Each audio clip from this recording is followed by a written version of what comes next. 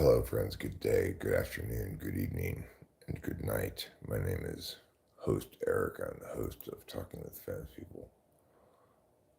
And Talking with Famous People is, of course, the internet's only and therefore best YouTube channel. As mentioned, I am your host, your friend, your welcoming other, your bringer of justice and truth, Eric. Sometimes, though, instead of bringing justice and truth, I just bring blah, blah, blah and silliness.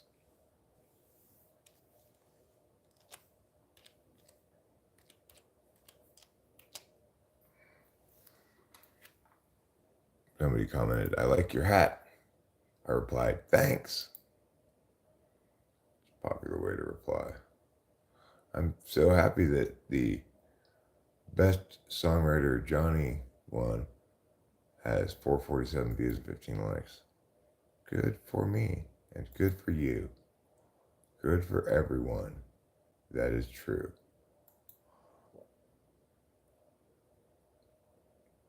All right, so what are we doing today? Well, it's a good question. I was actually working on a document that I was going to make into a video, inspired somewhat by rain.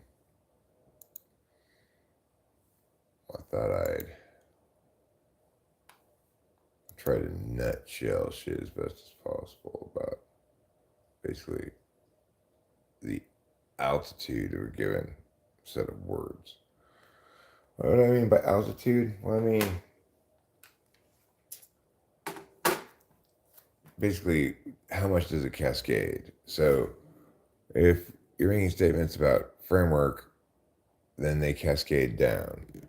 If I have a case level argument that is inconsistent with what I said ought to be prioritized in the framework, then I'm in trouble. If I am using a term that I've defined in my framework as a brown square, but the way I'm using it down here is as though it were a yellow circle, well, I've run afoul of my framework. The framework wins then because it cascades down. The case level does not. It stays where it is. And then, really, there are only three altitudes for, adversarial, advocacy-based, affirmation negation kind of language. And three altitudes at which they might occur, namely meta framework, framework, or case level. Say Jacob Bobby Nobby Boo. Jacob Bobby Nobby Boo. Jacob Bobby Nobby Boo. Jacob Bobby Nobby Boo. Richard Robin says, "Sup, Grandpa." I am not your grandpa, okay? I'm not even your dad. In fact, I'm your grandson. So I should be calling you Grandpa. I guess you're just being playful with your grandson.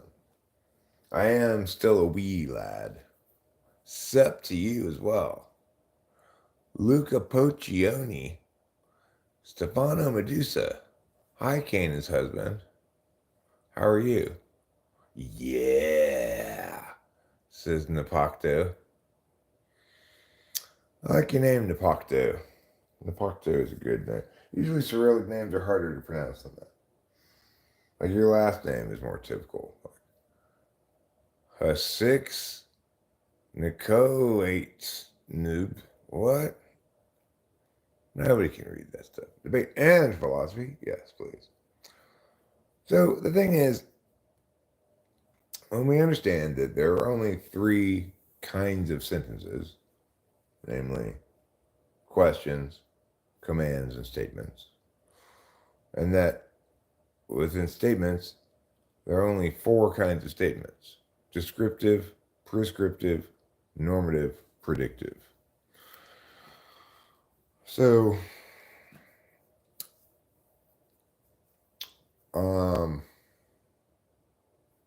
you could understand those four kinds of statements as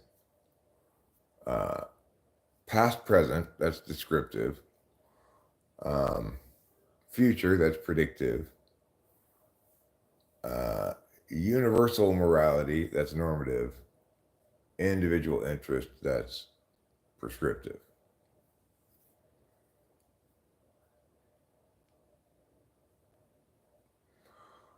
Well, that's fine, Ivar. If that's in fact the case, great. As I said about subtypes before, I'm not denying the possibility of subtypes. I'm just saying that there's there's not a mechanics that I trust adequately explains it, or even if it's a good taxonomy, it doesn't have a mechanics of explanation for the subtype, right? So in that regard, even if subtypes turn out to be legitimized, that it's like an egg and not like a character in an RPG game. If it's like a character in an RPG game, then the particular differences that you do in building your cleric character will make him very distinct from every other cleric character if you give it a long enough time. And there won't really be any kind of subtypes of clerics, you know. There might be some clerics who focus more on hand to hand, some clerics who focus more on support and healing, some clerics, but regardless, they each have their own unique set of items, um, you know, weapons, whatever, and they don't naturally fall into categories except if you're forcing it, right? If on the other hand it's like an egg, scrambled, over easy, hard boiled, soft boiled, those are four very distinct and different types of eggs. And it could be that people in personality types are like eggs in that their particularized experience, it ends up collapsing into one of those four expressions rather than into infinite display of variation among a group that has their stack in common, but that defies classification into subgroups beyond that, um, because there are no clear bright lines. So it's one of those two possibilities. What you're saying is Nardi says maybe there are clear bright lines. Okay, fine. You know that's fine. Even if that's the case, I'm not going to embrace it because I can't successfully argue it. I can't win the debate that these subtypes are extant because I can't explain how they came to differentiate from one another. And Nardi can't either. But if he's just looking at empirics and he's saying data displays keep hitting in these four very distinct ways that. But see, the thing is, the problem with Nardi work in general, I don't trust him to type people correctly. How does he know what type they are to begin with? And or is he assembling the types just from gathering all the data and putting them into piles that look the same and you go, okay, these people are all they're all the same type, whatever type it is, and then try to figure. I need to know more about how he's doing it, and he seems kind of sloppy in his thinking across the board. I'm not impressed with him. I mean, he's totally like, you know, he like went to shaman school in Norway or something. It's ridiculous. He's clearly a NFP, and I don't mean to be dissing NFPs, but you know, this is robust metaphysics we're doing here. It's not for children, donkeys, or other ill-equipped beings.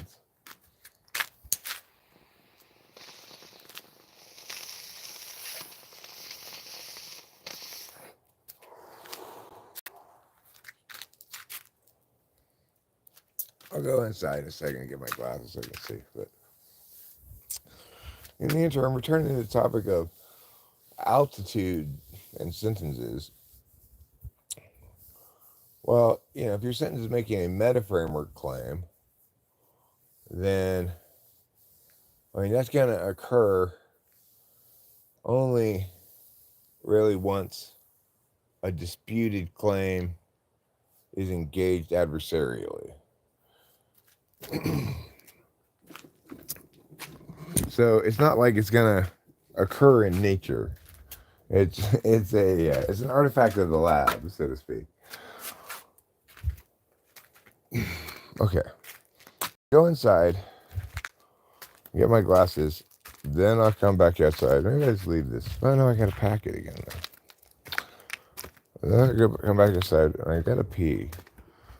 I could pee inside, sure, but sometimes I like to feel the nature of wind on my wiener when I pee.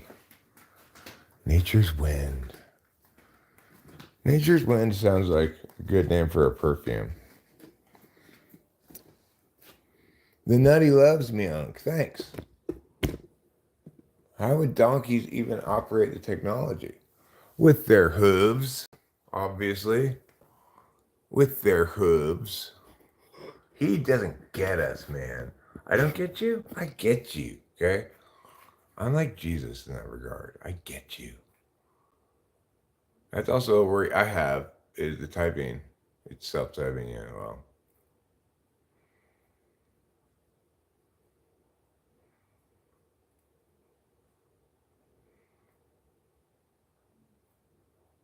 Get some drugs and some bitches. I already have all the bitches I need. Her name is Rachel, and she's a beautiful, wonderful woman.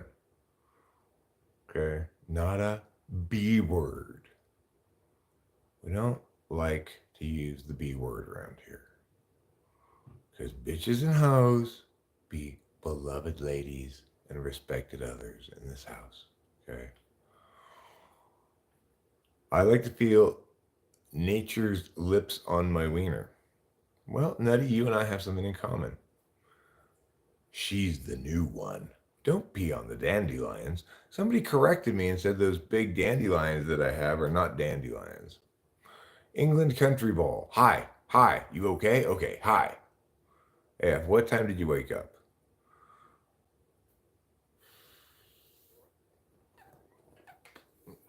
Well, I woke up about 11 a.m. yesterday. You were cooking at like 3 a.m. I was cooking. I was cooking up a storm. Oh my God. Robert Billoof. I cannot believe that you continue to talk about your foreskin. Am I truly awake? I'm not as awake as I was earlier. I'm going to need to crash at some point, you know. Slow down, way too fast. You don't slow down, you're going to crash. You should watch what's been going on. Cause I've been running all over town, so what do you want of me? I got no words of sympathy, and if I run around with you, you know that I'll get messed up too with you. With you. Why are you awake so long? Well, I just got a new bottle of Adderall. It tends to extract a night's sleep as a cost for its involvement in my life. But you know what? We make sacrifices for the people we love. And my bottle of Adderall is one of the people I love. Yes, it's a person. Sure it is. It's got spirit. It's got spunk. It's got a great sense of humor. Do I play video games? No, not really. My wife does. My wife plays a lot of Subway Surfer, other things. I see her playing on her phone. You know. She's a phone head. Even though she has a laptop, she never uses it. And even though she has a TV in her room, she never uses it. She always watches things on her phone.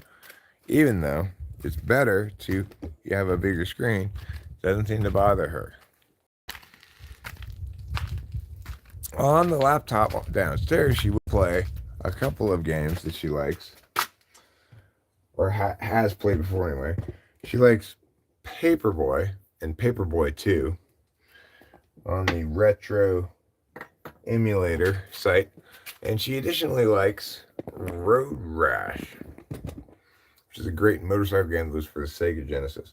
Okay, now I'm going to go over here, and I'm going to pee onto the dandelions, or in their general direction. I might not get my pee that far, because this area here is all kind of smashed down with fresher dandelions are down the hill. I don't think I got that kind of a jet stream on the way at the moment. Because one thing about Adderall is it tends to make it harder to pee and to take a longer time to pee. Okay. Let me make you a little taller, actually, so I can see you while I'm peeing better. Right, now you're a little bit taller. You wish you were a baller. You wish you had a girl in a cell. You would call her. No, not usually. It doesn't make me constipated. But the thing is, I'm being pretty active, proactive, or whatever about pooping these days. I keep careful track of like when I last pooped. I make a concerted effort to poop. If even I think I might be able to just poop out one little round turd, I'll just still poop it out. I won't think like, well, let me wait for the whole poop to come ready. That's where I came up with, in the recent months, one piece of life advice I'm willing to, I feel comfortable giving to anybody who asks for advice. I think it universally applies. Poop when you can. Don't wait till you have to.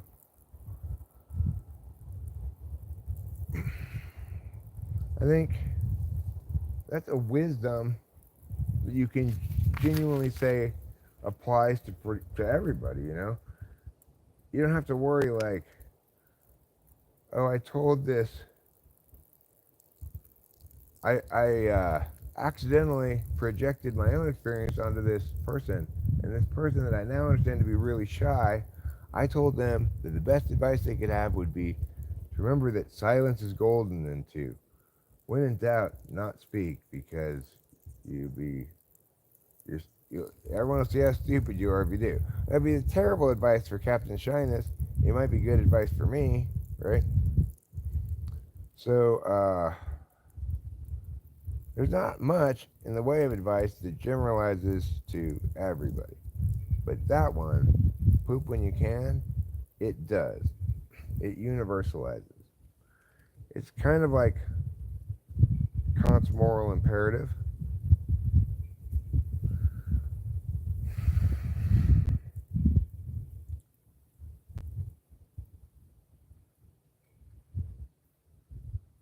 In that it universalizes. In all other ways, it's almost entirely unlike Kant's moral imperative. But in its universality, it shares that. It has that in common. Poop when you can. I'm sure there's some 75-year-old person watching this right now, hearing that for the first time, and saying, oh my God, I wish someone would have told me that when I was 5 years old. Well, it's never too late to learn a new valuable lesson about life. One of just a couple rare gems of things that universalize to everybody. Poop when you can. Wow. Minds are being blown and hearts are being lifted. Here on Talking with Famous People today. I inspire, I teach, I nurture. Okay, these are things I do. What's Frank James's MBTI? He's an INFJ. Silence is golden, now let it shower over you. Say A, mouth closed 5 times, very slowly. It just sounds like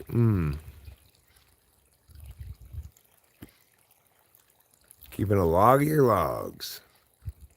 That's right. Keep track of your poo. Remember, it's not out of you, it's inside of you, and that ain't no good. What was your favorite old-time band? The Beatles. The Beatles, for sure. If we're limiting the discussion to old-time bands. They're the greatest rock band of all time. I prefer Throat. Go on and touch me on my throat. Stick a needle in my throat. Then put it on your boat. Okay, throaty.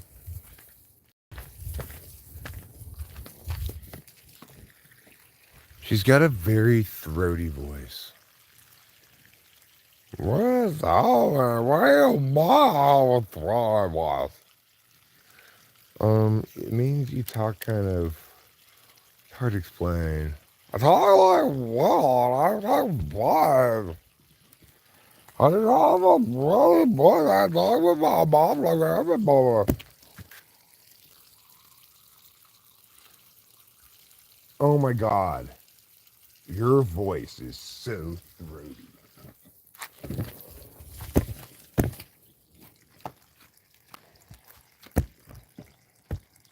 Is it racist to say that this patio is kind of slanty?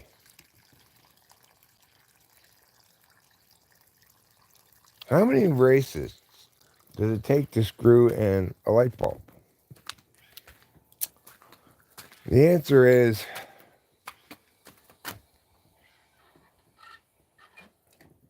they shouldn't be screwing in light bulbs. They're racist. They can start screwing in light bulbs when they stop being racist. I'd say it's the number one biggest problem now and all time forever in all of the worlds. Racism. Why? Because everybody has a very specific race, okay? That they definitely are. And naturally, if you're not the same race, like white people are gonna be dicks to you because they're horrible. And what are you talking about again?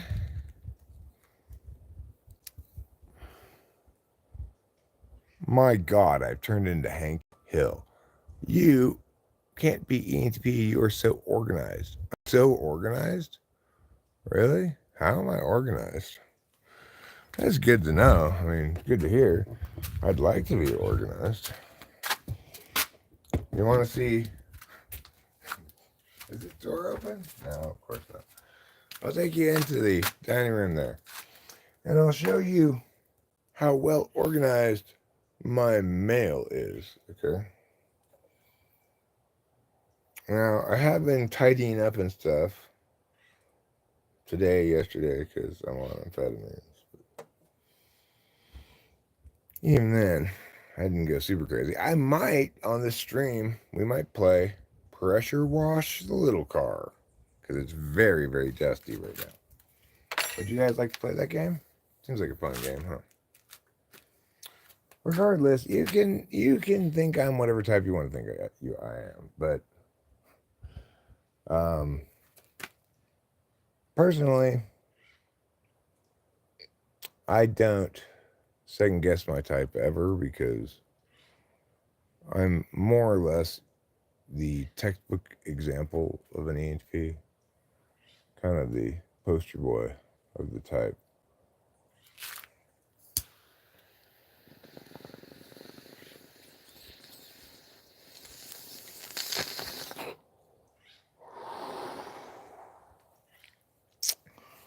Don't think that just because I have a nice house and it's clean or whatever that I'm responsible. I fell into this stuff, you know.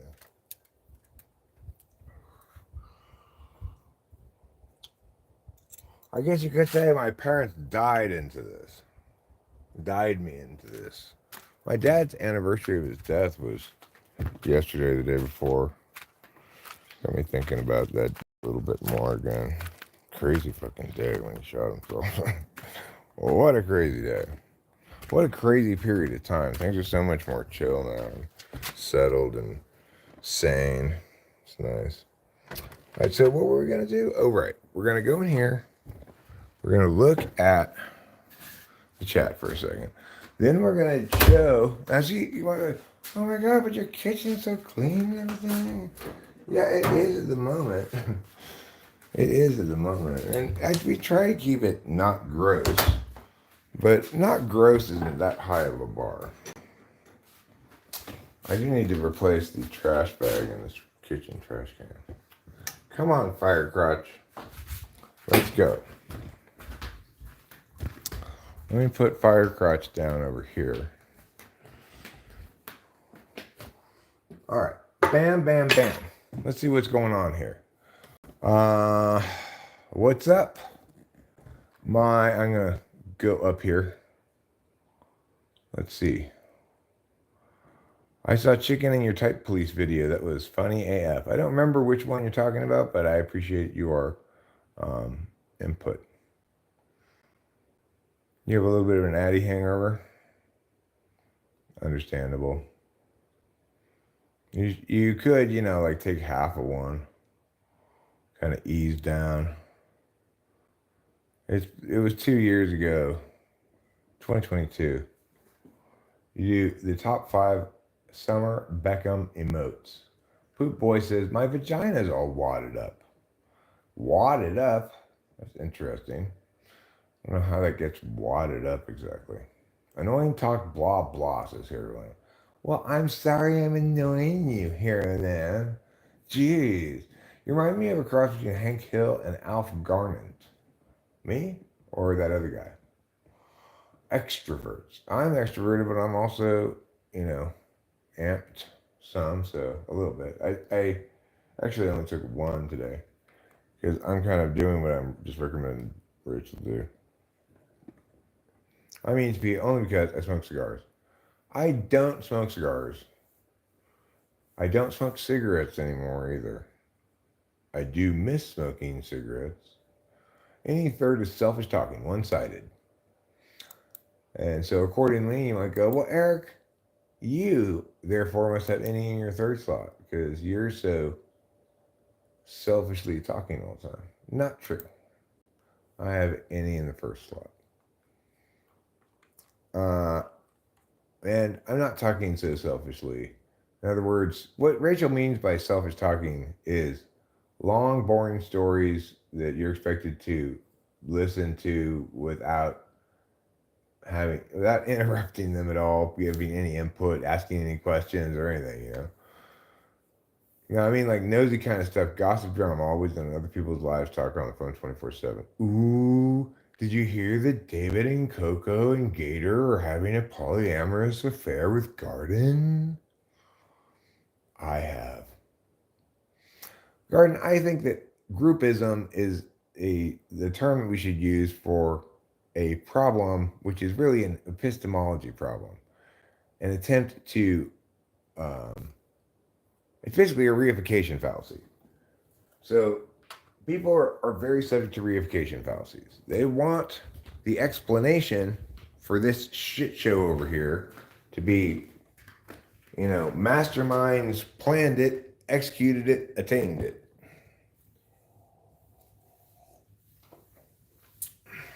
When usually, and that's a fundamental attribution bias, but more specifically, it's attributing agency to some group or identity where said group or identity has no actual agency. That's what makes it a reification fallacy, Like saying the Democrats want meow. The Democrats can't want something because it's a bunch of different individuals attempting to agree on a party platform, and that's in its most elegant manifestation. It's not even in group or out group. It's just a desire, a really deep, powerful desire that people have to know who to be mad at, know who to blame. It's how I must understand this problem. Here's a shit show called the economy, inflationary crunch post-COVID, huge, like crazy expensive groceries, right? The thing is, most people have a strong desire to deal with this thing happening, epistemologically deal with it, by knowing who's to blame and being mad at them.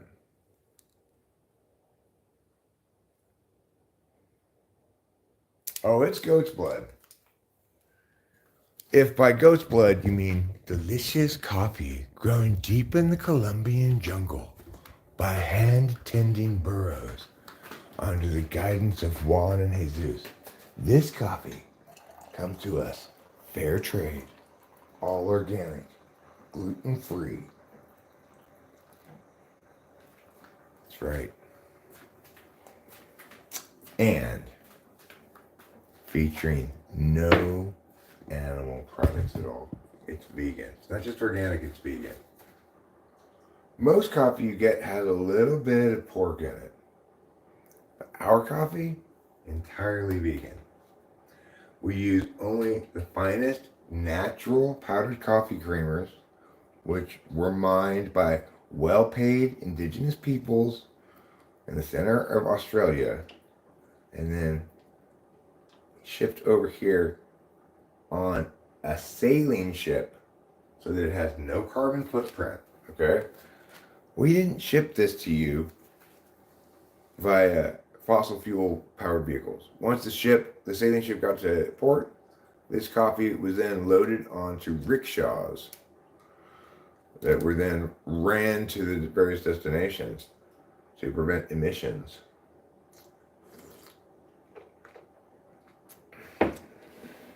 Some people say, but didn't you human traffic those rickshaw drivers? I say, you're missing the point. And they say, and didn't they breathe a lot of carbon dioxide running all around the country, pulling rickshaws full of coffee? It doesn't matter, okay? The thing that's bad is burning fossil fuels. That's bad. And we didn't do that. And that's why this coffee costs $89 a cup. It's worth it. It's worth every penny. Now that's an $89 cup of coffee. Let me get a trash bag.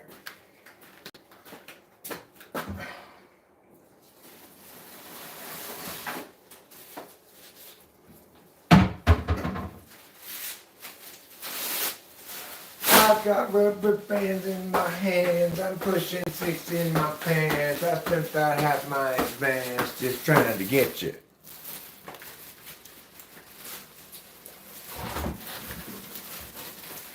Okay. Now we'll need to get another trash bag for the trash can in the bathroom that I took out earlier. Because today is, of course, trash day. The trash man comes tomorrow. Okay?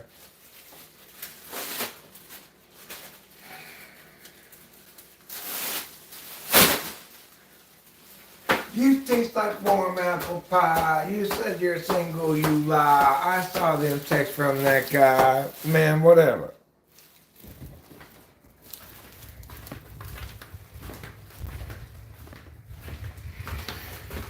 Alright, next trash bag goes into this trash can here. Take a look. Let's see. Let's watch and enjoy. What's going down? What's gonna be? Trash can. That's why. Okay. Here we go. Wow. Look at that. Look at me go. Look at me go. You want to do a little bit more trash stuff that needs to be done? Fine. You're feeling it? I'm feeling it too. Let's accomplish more than we ever dreamed possible. All in one frantically working afternoon of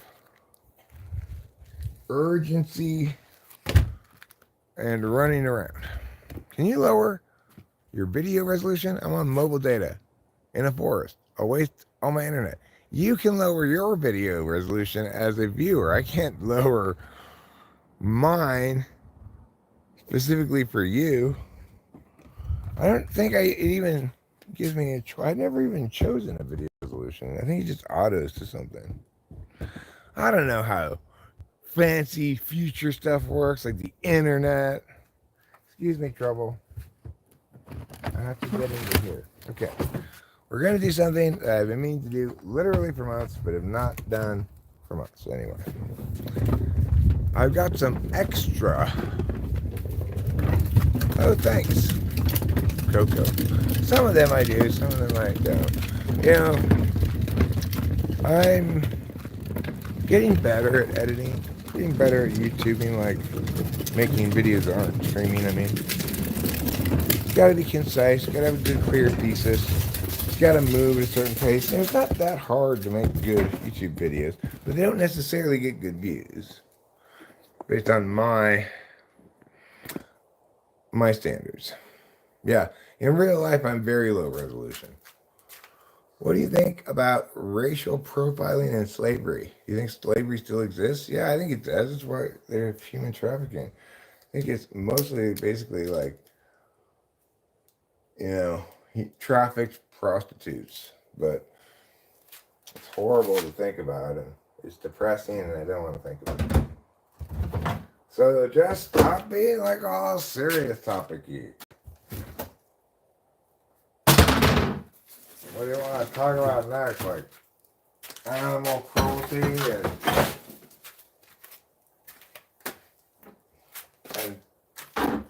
a bus full of paralyzed toddlers? Give us a break, mister. Give us a break.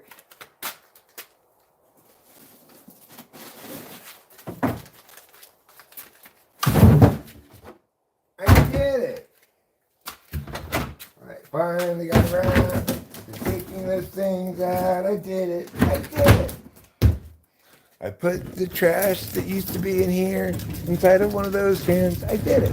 You might say, well, why do you need to do that, Eric? Because we're not allowed to put out on the street a trash can this big, okay? This is too big. It has to be 32 gallon is the maximum size. That's the size of those trash cans over there. So this is kind of like an overflow trash can, an emergency trash can, whatever you want to call it. Well, trouble, I'm putting this back there now. So Trouble was sitting next to the trash can when I went to go get it. He moved when I went to get it, but now he's sitting exactly where the trash can goes. I guess I could put it someplace else for the time being. I'll put it next to you, but you're going to move when I bring it next to you anyway. All right. Well, let's see what happens. Yep, he moved. But I will move it like here so he still has the shady spot. All right, fine. There we go. Trouble, you can go back there now if you want. I don't even want to sit there anymore. You just placed me like 2 times in a row. Which all I can say is, you're right, that's fair. That's pretty fucked up of me. All right, it's time to throw this grossness away. This is an old cigarette ashtray that was made out of a bucket. Made out of. I mean, it was just, I put some water in it and started dropping a cigarette butts in there. So, what I do want to do, however, so that that incredible grossness doesn't get dispersed at all, I'm going to get a trash bag and put it on around that thing, and then put the trash bag in the trash can. All right, also get my glasses so I can read. Oh, I have them in my pocket. Hey, look, it's Rachel. Hi. Do you guys want a chance of seeing a very special lady? There she is. Looking Hi. sexy AF. Thank you. I think you're looking sexy ass too. And one of us is correct. I like the way this smells too. Isn't that good soap? Yeah. All right, so what am I doing? Oh, right. I almost got sidetracked by the appearance of Rachel. Don't you worry your pretty little heads, everyone. That cat is an ENFJ. Oh, Cam Moto's here. Hi, Cameron. I have the same kind of cat, same color, everything. He's also a troublemaker, so it must be that breed of cat. I don't know what breed of cat he is even, but I know he's a difficult one. I bought a mail order bride. No, Rachel is not a mail order bride. She is instead a YouTube romance. Manifest to its fruition. in holy matrimony with love, respect, honor, and caring from now until death do us part. It's true. I love you. I love you too, darling. Like I said, I think you're a pretty special lady. A very special lady. I think you're a very special man. I'm going to bring a copy over here so you don't forget about it. Thanks. Would you like to use this? Yes, I would. But I'm looking for a clip. Ah, there are. I know where I saw one. Let me go get you one. Of course, it can hardly be anything more offensive than buying humans, right? Or even renting them. If you're talking about prostitutes or whatever, you know.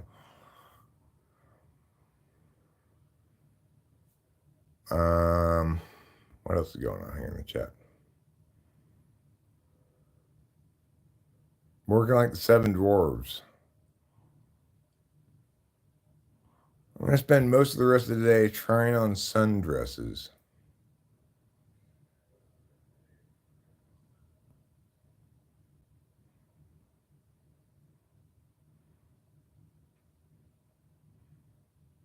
Do you think the saying is true? 1 accusing finger pointing at someone and 9 at oneself?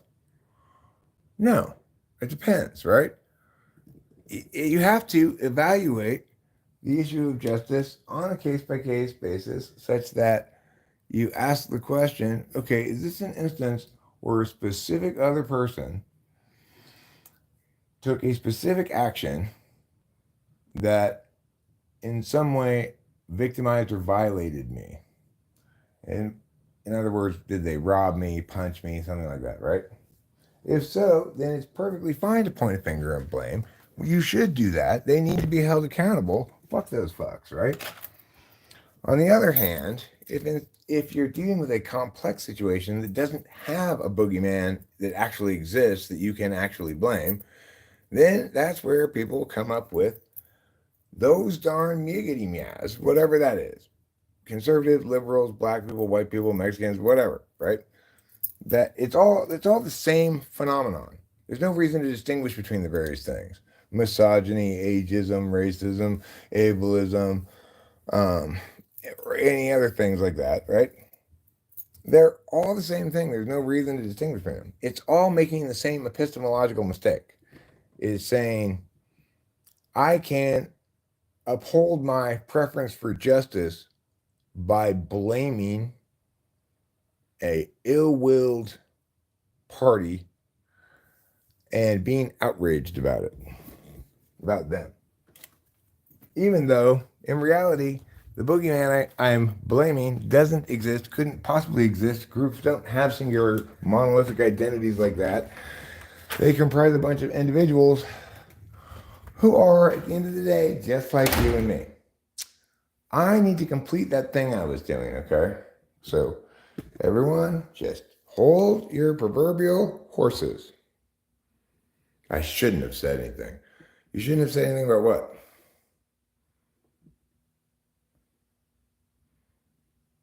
The economy is tough. Inflation, everything is terrible.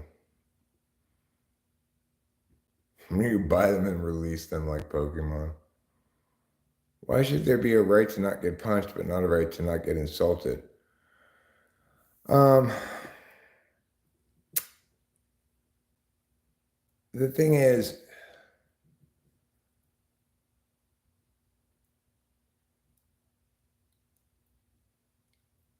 you don't have the right to not hear words spoken to you, provided okay? Provided you're in a public space or in somebody else's private space, and the person who's saying words to you is in that same space with you, I guess, you know.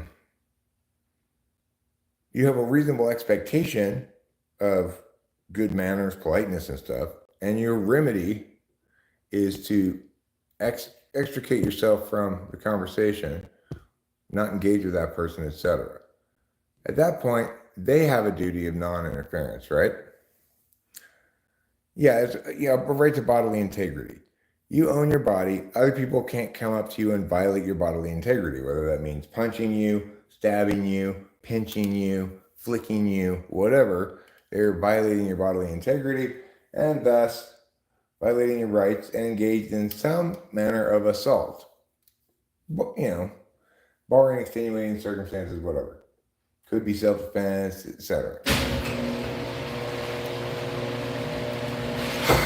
Eric.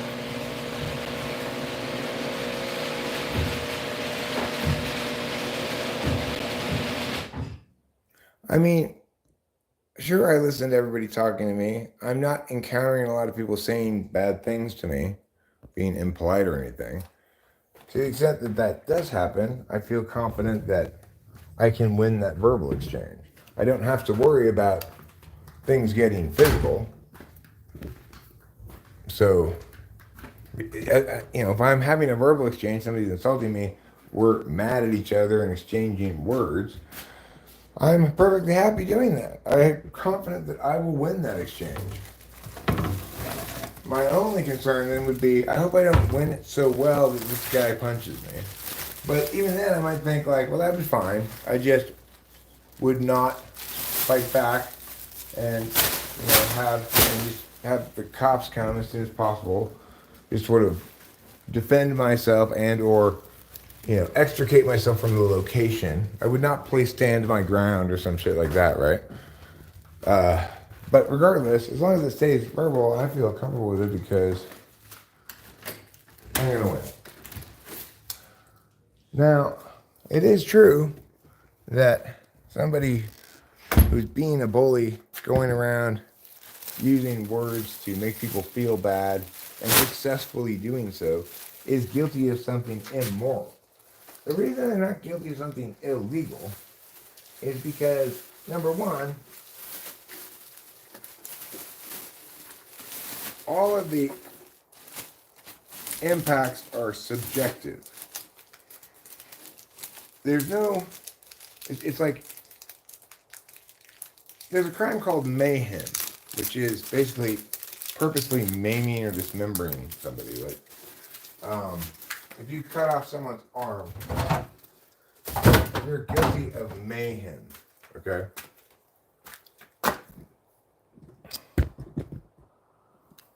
I lost my train of thought. Where was I going with this? Oh, right. So,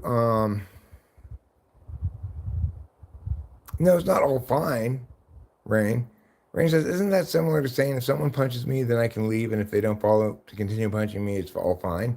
No, if they don't follow to continue punching you, then you immediately begin getting the law enforcement involved,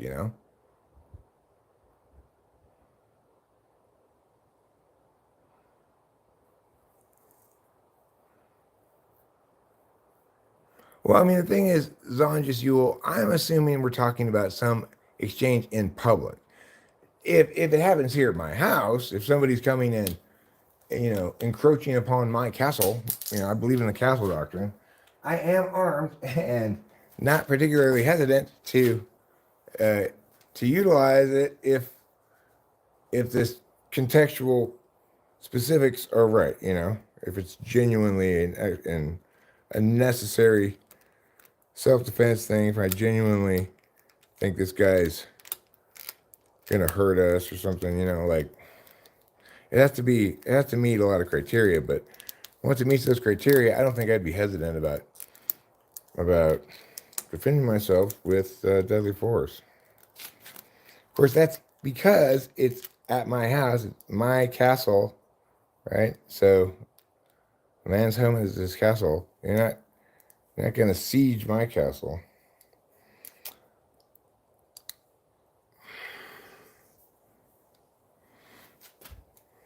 How come men don't go to prison for hitting their wife or punching their wife? I don't know. Probably because in most cases, I would expect that the wife refuses to cooperate with the district attorney or prosecutor. How are you going to call law enforcement in the middle of an altercation? You're not. What I'm saying is, if a verbal exchange, if I'm engaged in a verbal exchange with somebody and they get so mad that they make it physical, right? Then I will try to extricate myself from that. I'll try to put distance between me and that person until I feel like I'm not going to get assaulted anymore, and then I will attempt to call the authorities. Not before, not in the middle of the altercation. I mean, the thing is, we have to draw lines that can be enforced legally. So, what's the problem is what comprises a punch is always the same thing. Your fist hitting some part of another person's body, right?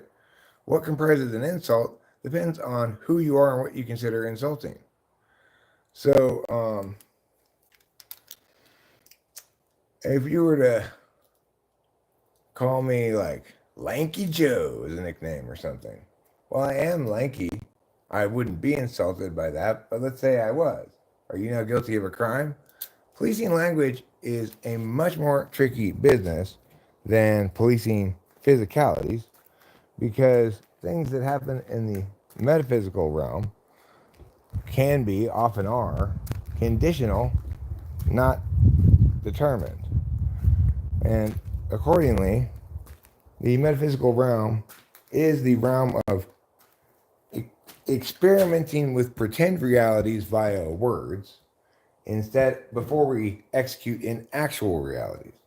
Accordingly, it makes it very, very tricky to police because we need that freedom to experiment with possibilities with words instead of just taking irresponsible actions.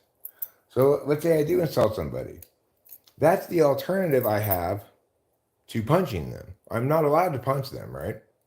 But like, let's say I see my old boss in the world who is a total B word and an E word, evil, and a L word, a liar. She made up lies about me to breach contract and fire me because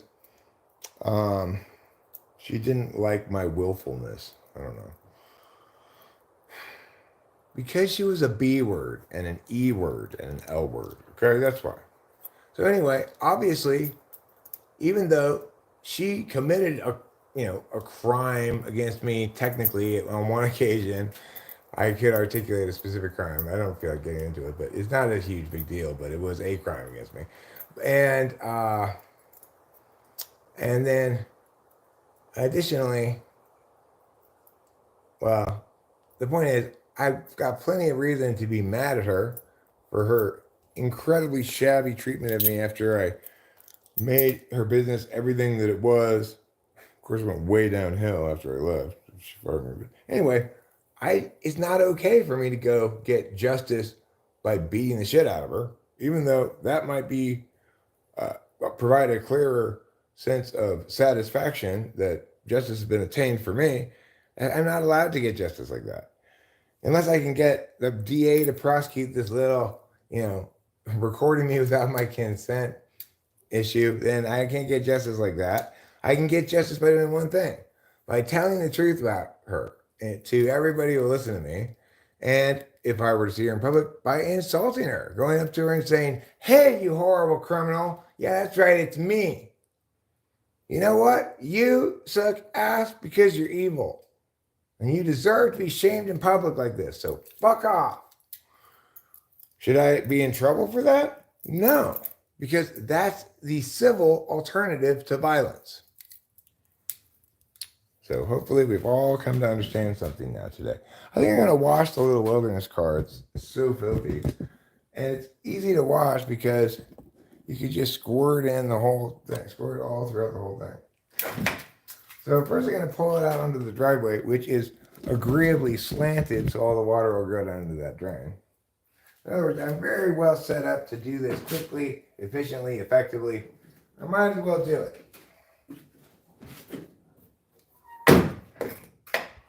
I'll warn you though that you are going to experience a little bit of noisy time once they get the pressure washer up and running. I'll try to keep the noise time to a minimum, okay?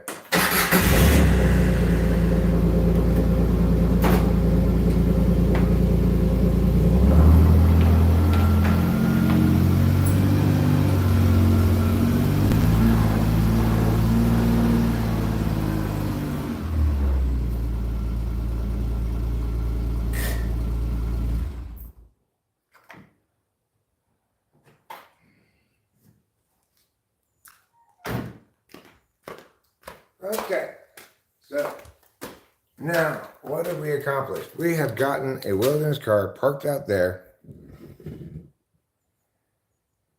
I try to stick to myself because people easily irritate me. You got to control yourself. Just sucks when others won't do the same. Maybe making yourself seem intelligent is apparently frowned upon. Tell me about it, right? Everybody, do rights exist before law does? I mean, in terms of the order of questions, yes. Like, we need to answer questions, we need to answer normative questions so that we have a clear understanding of what we should codify, right? So we codify the right things. We need to answer questions regarding normative reality before we make law from that now well-described reality, right? Okay, so for those of you who don't know what a pressure washer is, it's sometimes maybe called a power washer. It's sometimes called a Super Soaker 9000.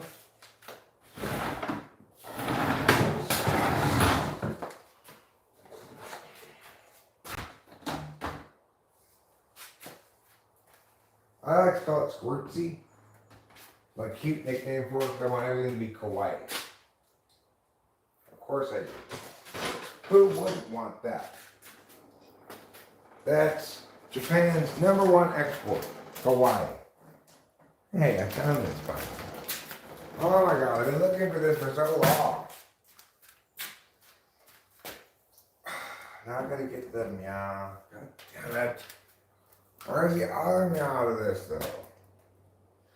Alright, well I don't need to worry about that right now. Let's not get sidetracked, distracted, or sidetracked. I wish I could live in a house similar to that. Maybe it doesn't need to be as big, but decent sized in a quiet area with trees, maybe some civilization, some animals. We're about 30 minutes from town, so we're pretty out here, but we are in this neighborhood of homes. We've got neighbors. In fact, the people right next door to us are selling their house. If you want to live here, you could buy that house. Let me show it to you.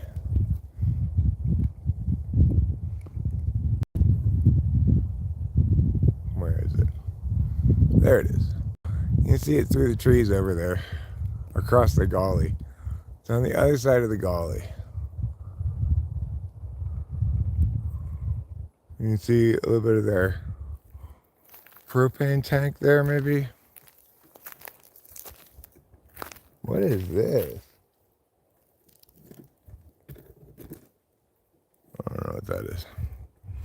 See that they've pushed those down trees into a line there for some reason. I don't know why. They don't consult with me, obviously. I don't think I've ever even met them, really. I probably talked to them once, but I've never spent an extended time talking to them at all.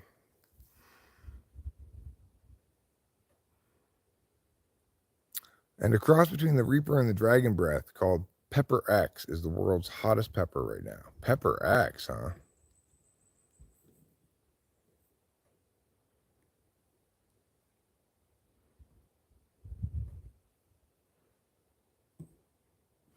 The Carolina Reaper, sometimes wrongly known as the California Reefer, is the world's hottest chili pepper and holds the world record for its immense heat. Yeah, they love to do that. Unrelated, anyone know what I can do with this shitload of California Reapers? Oh. It's a super hot pepper, huh? Well, you could,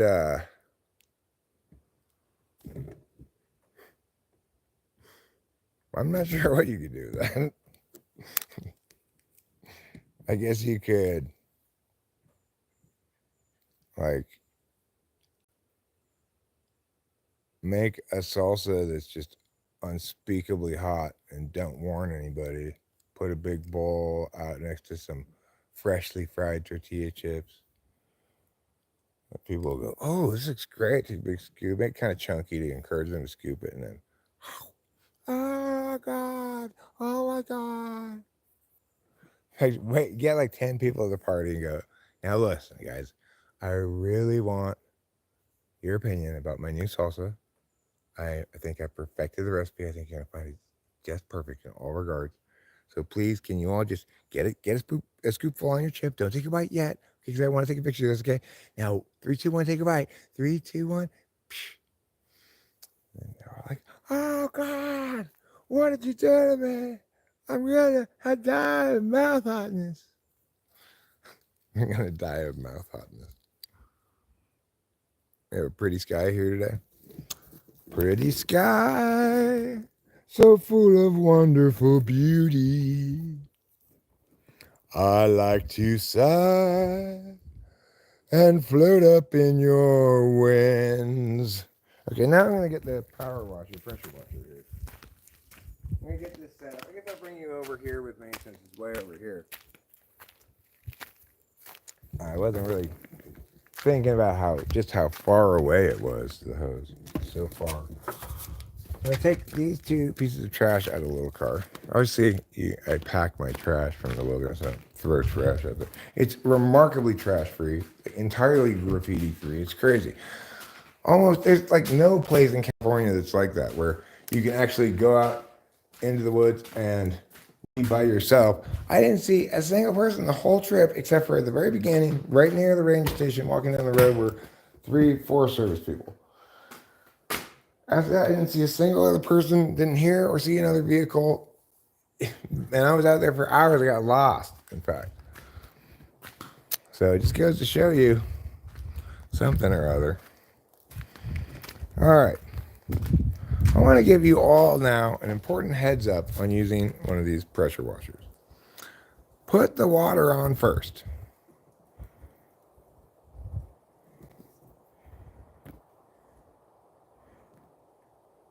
Okay, put the water on first.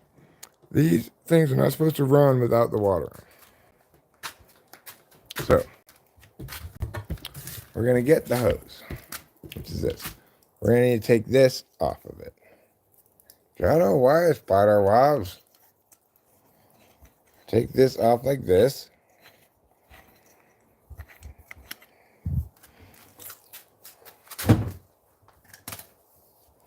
You should like do a series of YouTube shorts. Go like to a public place and say, with a little sign that says, I'm making YouTube shorts. Anybody like to try this crazy hot pepper? I've diluted it a little bit in this salsa. You might get some takers. Make a bunch of shorts of people just like dying. And maybe get their comment afterwards or something. Then you could maybe have some fun with it. Get some media made. It's a win-win-win-win-win. Which is the right number of wins. Okay, now.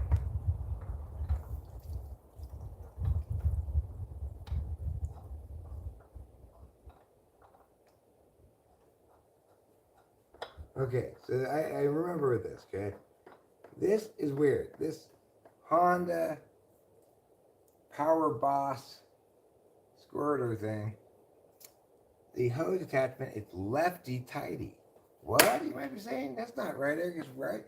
In this case, it's lefty-tighty. So I remember that, so I'll make it righty-loosey when I'm done.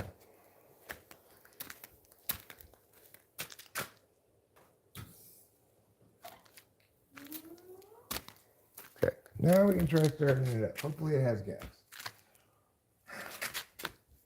Needs to be on. choke. Hot day. It hasn't been started in a while.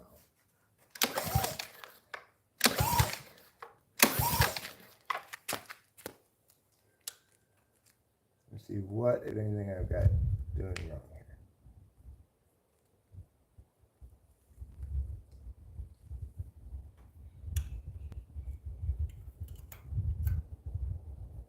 Okay. Let's try again.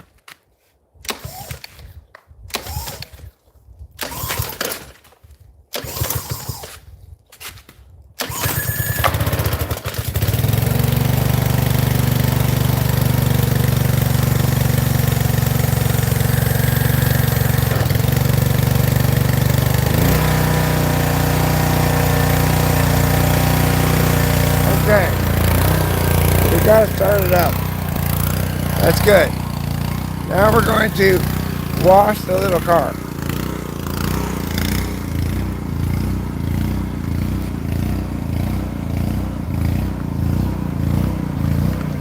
If you look from over here, won't be so loud, but you'll be able to see the squirting better.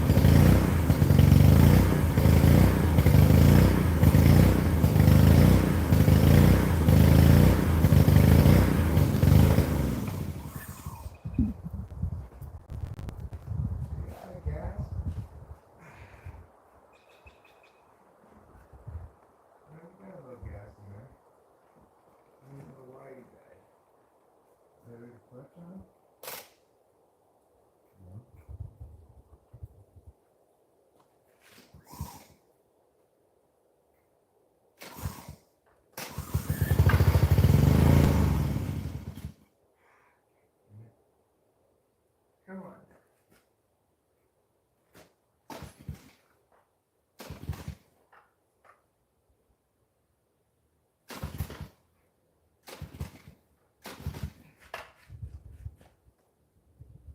Well, why not?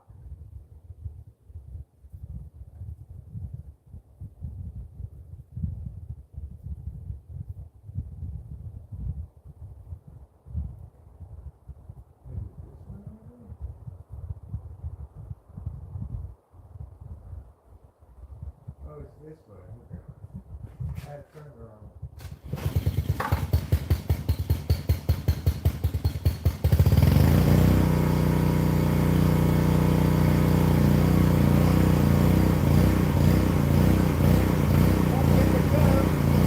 Turns out that I had the fuel line thing turned the wrong way, so I wasn't getting any gas.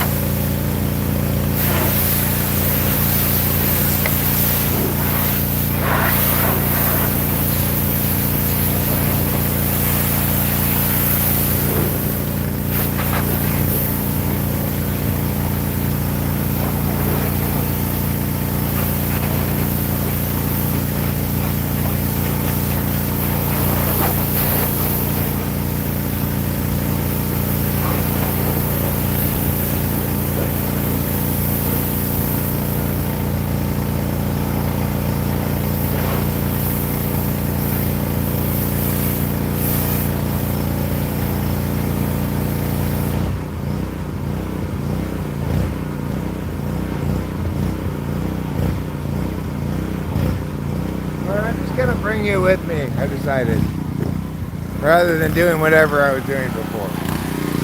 Okay, so I'm going to squirt underneath the tires here. Let me tilt this a little more.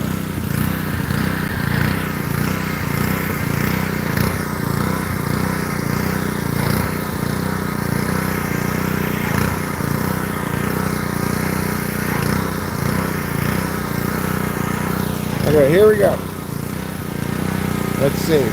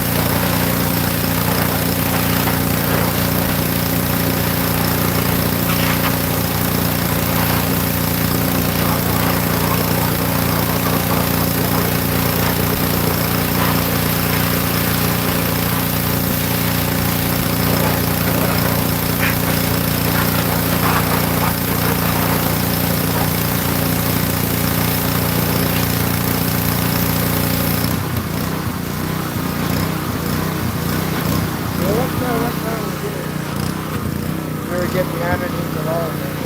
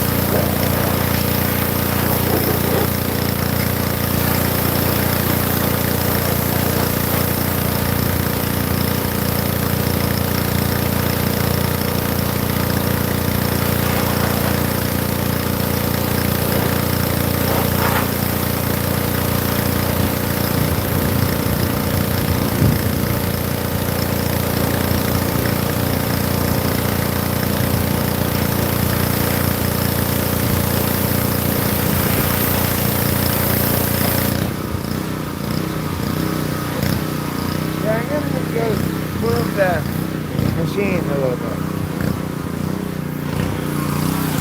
I can move it closer to me.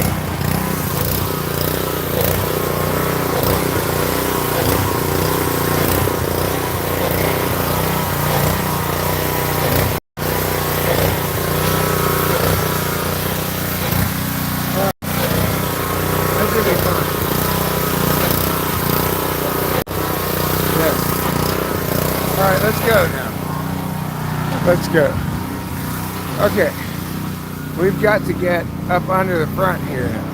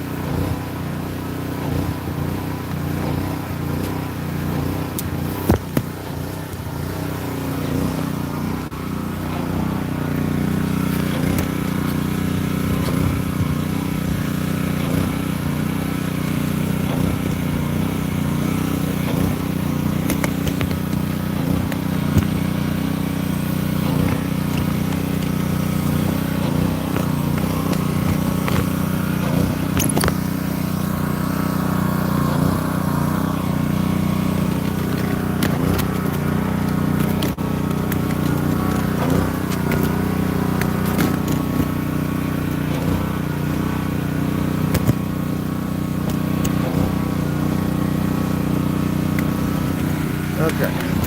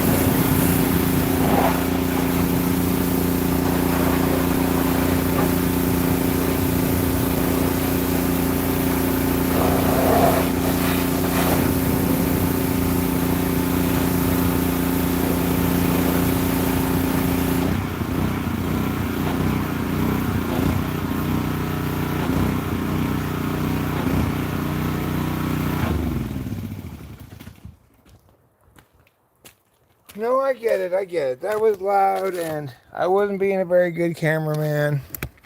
You have every right to complain. I think you're well positioned to win that argument. All right. I would call this close. clean enough, I guess. Not spotless, but I got the important stuff. Like the suspension on the back was pretty caked with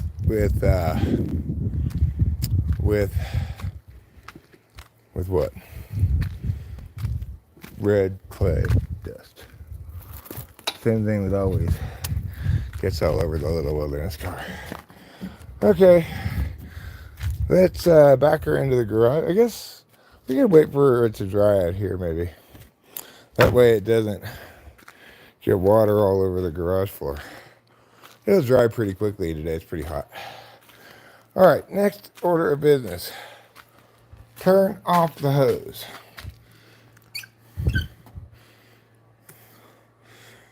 My valor that I've accomplished today here in cleaning the little wilderness car was wholly earned by me. I didn't steal this valor from anybody. I did it myself. It doesn't even look that clean though. Look at it. Oh God. I have to do it tomorrow. Dumb, Eric. Why are you so dumb? Why? Why are you so dumb, Eric? All right, let me just get it a little bit more because as you can see here,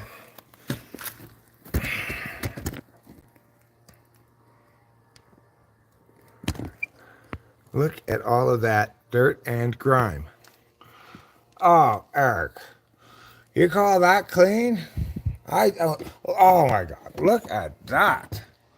It's totally caked with dirt and grime. Oh. To think that I thought I was done. Shame on me. Okay, we'll have to restart it up. But then you're going to get to see some pretty exciting dirt removal. Okay? I'm going to give you an up close and personal view of it. Just like that. It's going to be a little loud. Deal with it.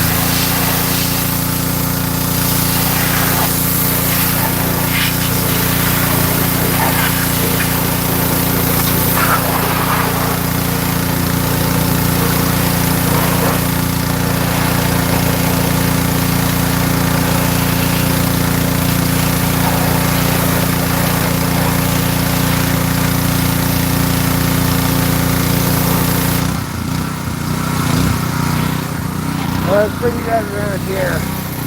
Got the same problem on this side, really.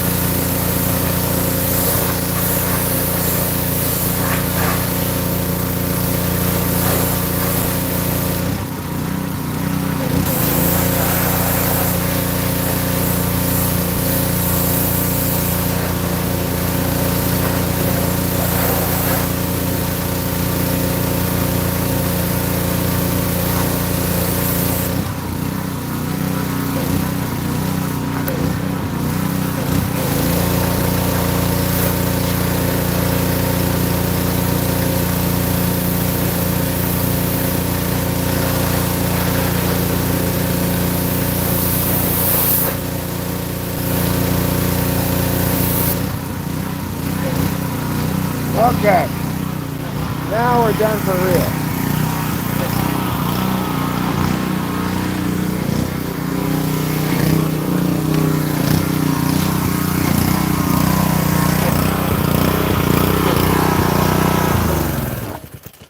Wee-hoo! I feel as well labored as a laborer while laboring. I just need to get a beverage of some kind. Well, I can wait a second. Let me do this first.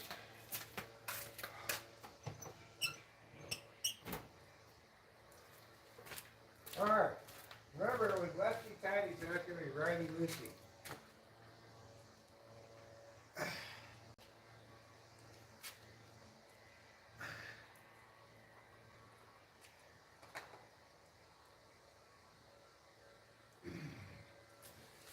God damn it. Of course, this is proving difficult. Needlessly difficult, but that's fine. I just need to get them, yeah.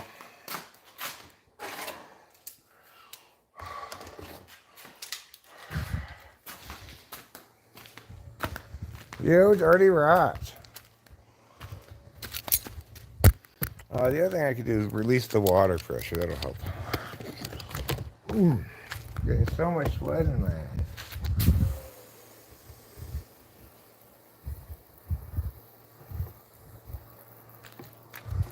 Okay, good. Let's see now since I released the pressure, if I can do it.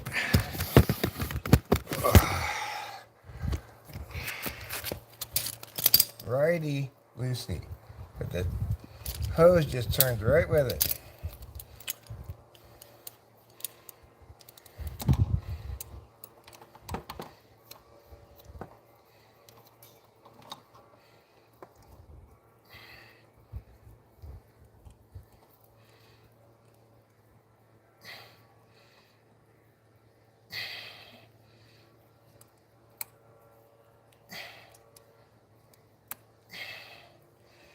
All right.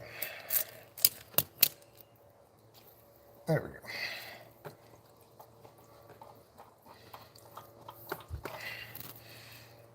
All right, good. I got the hose detached. I need to wash out my face with whatever remaining droplets there are because I get sweat in my eyes. Which stings a little bit. It doesn't sting as bad as if, say, 1,000 bees sting my eyes. I'm assuming that would sting more. At least it did last time I got stung by 1,000 bees in the eyes. Which was, what, Thursday? It happens a lot.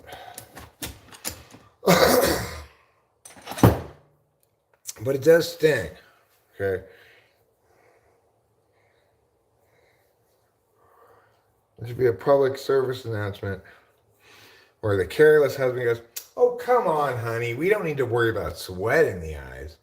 And the whole family dies in a horrible, tragic accident because the father couldn't see because he had sweat in his eyes.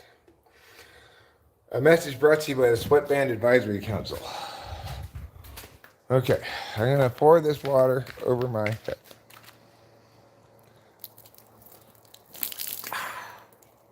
Well, that helps a little bit. Okay. I don't mind it if water gets in my eyes.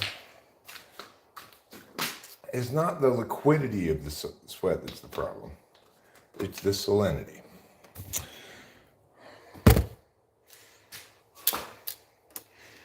Okay. Perhaps I should say fluidity instead of liquidity.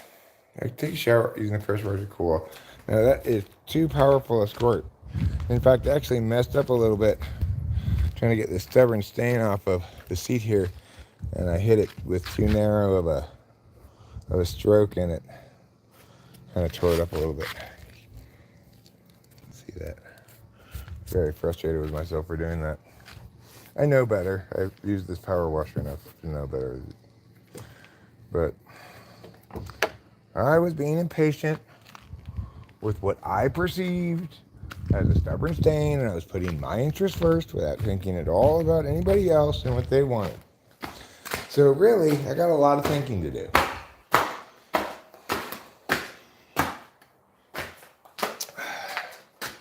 Okay, that doesn't appear to have any cat waste in it, so don't need to clean what's not dirty. What am I going in here to get again? Oh, right. I remember. Getting this. I normally don't really dry the little wilderness car. I just deal with the fact it's got water spots. And just, I think that's fine. But I would like to get the windshield at least. So it's not so difficult to see through when I'm driving because of all the water spots.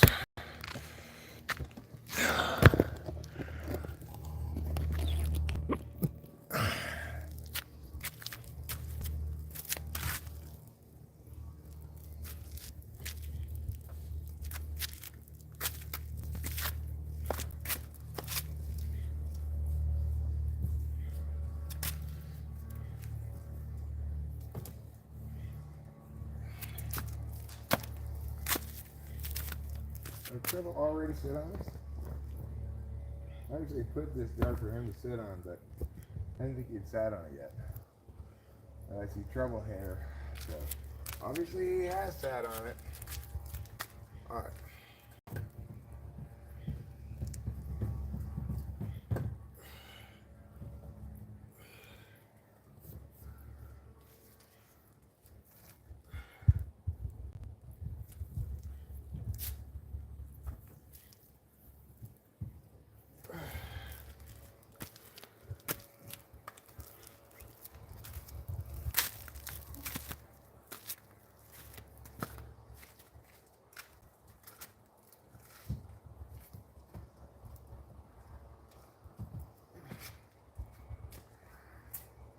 Boy, this fucking cat. He sheds so much. Absolutely ridiculous. I've got cat hair all over this thing. Which is not what I want.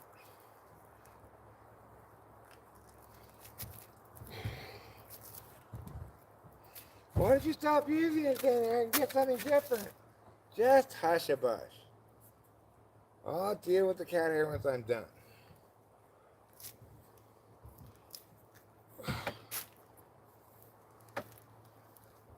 These are called Eric ways. Dumb but mine.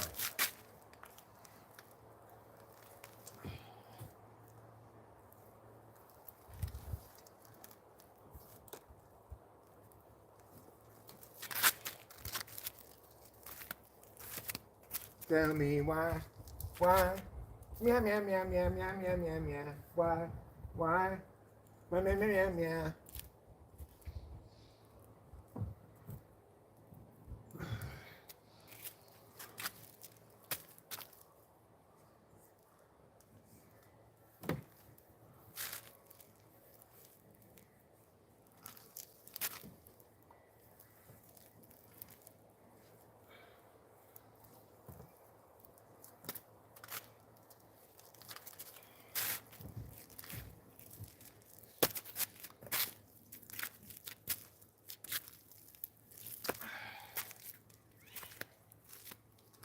I guess if you really want your window to be clean, you need to use some Windex or something. But that's pretty clean. That's clean enough. Doesn't need to be perfect. Okay. Now, I'm going to pick up these things, put them in the garage. Then we'll come back and we'll pack away the power washer, pressure washer, Honda thing. And put it away until we need to one day clean the little wilderness car again. All right.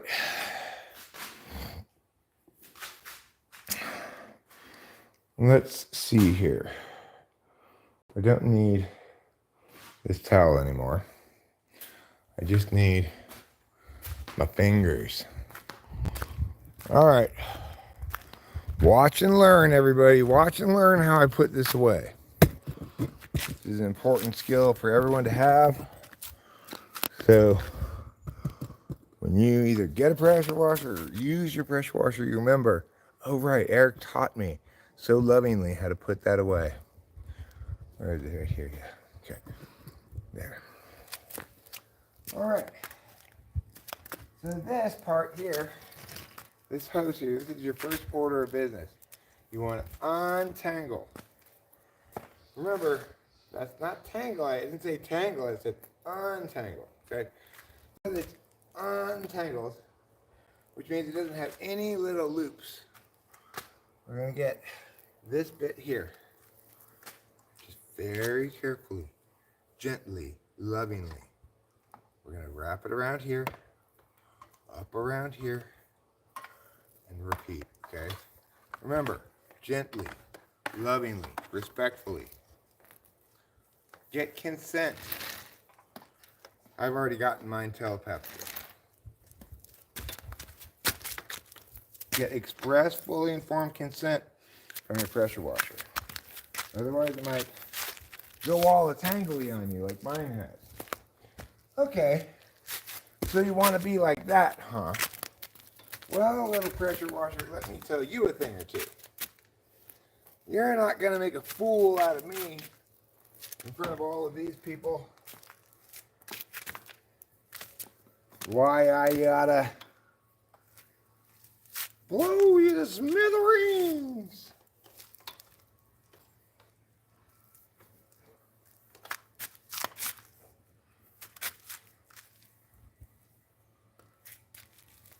Okay.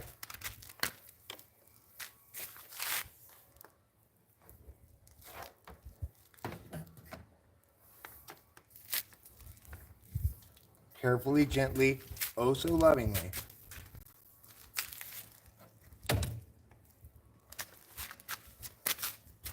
Make this go the right way like that.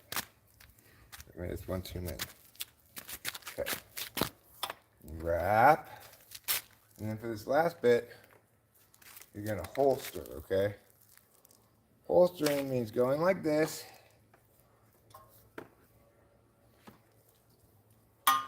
So you go on this side, and he's putting it down like that. Okay, now we're done. We can put this away. We're done wrapping that up. As you see, it pushes just fine. This shouldn't be doing that. See, that's the problem. I did this wrong. Maybe I should put it like that. Then it won't happen like that. You don't want it to rub against the thing. That's no good. There, that's better. So then, we put this right where it goes, handle out so it's easy to get out again next time. Instead of being a dummy like an up and in and trying to back it in like, well, you know, backing things in is always better. No, it's not, you moron. That's what I say to myself. When I realize it's harder to pull it out if I back it in. Well, it just goes to show you that Forrest Gump's mother was right. Life really is dumb as you can be. Eat it now or forever hold your pee. All right, let's wrap up this hose. We're going to use some of the same wrapping skills that we used with the pressure washer. Again, same principle of trying to untangle.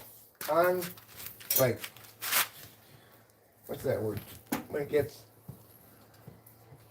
all twisted, I guess.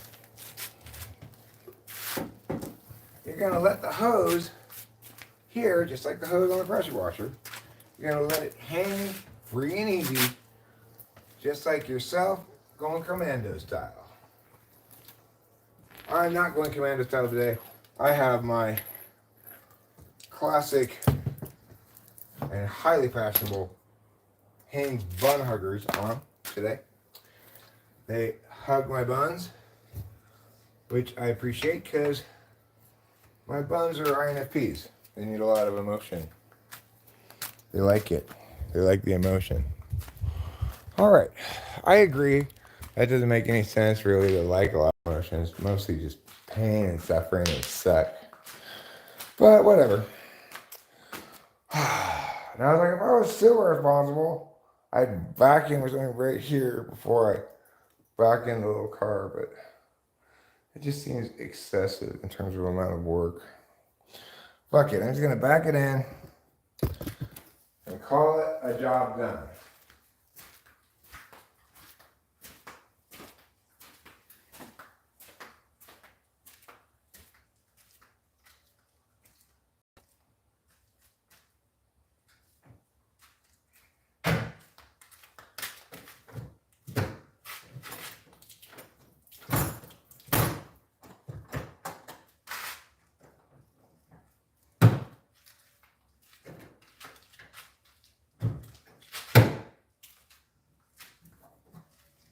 All right.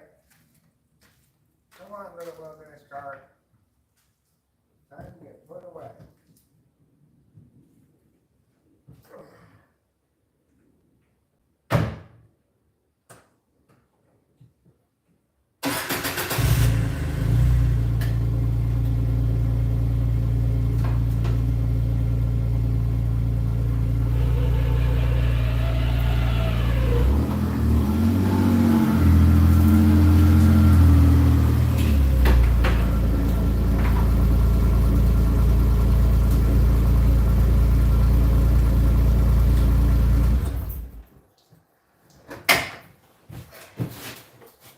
Yes, okay, fine. Getting some water in the garage. I get it. Maybe I should let it dry more. But you know what? I don't want to hear about it. Just stop teasing me.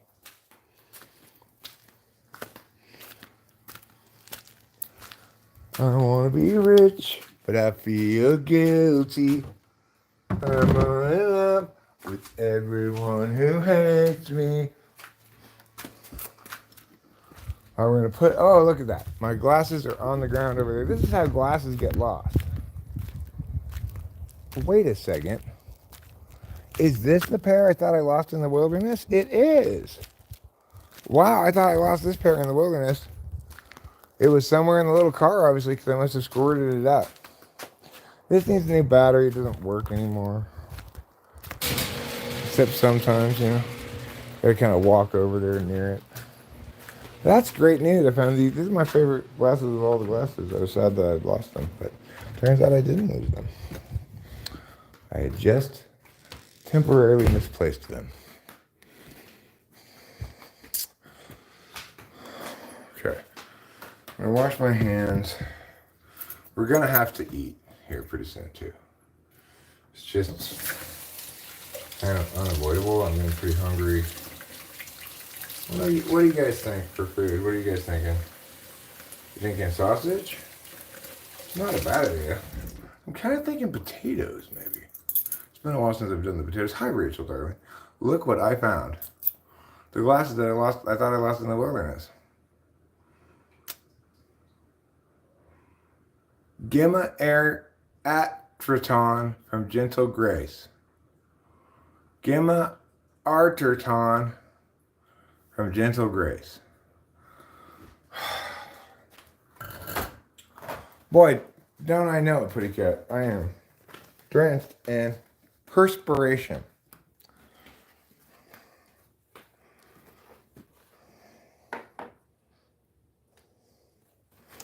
Which is different than being a Presbyterian, just in case you got that confused. A lot of people do.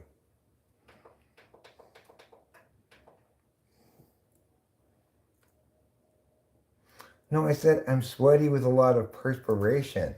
Not I'm sweaty with a lot of Presbyterians. That doesn't make any sense. Why would I say that? I don't know. Maybe you're sweaty with a bunch of Presbyterians.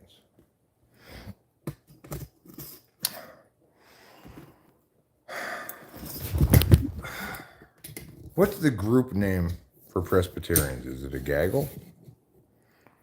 Is it a gaggle of Presbyterians? Probably what do they call that? A flock, a congregation of Presbyterians. Beans and weenies.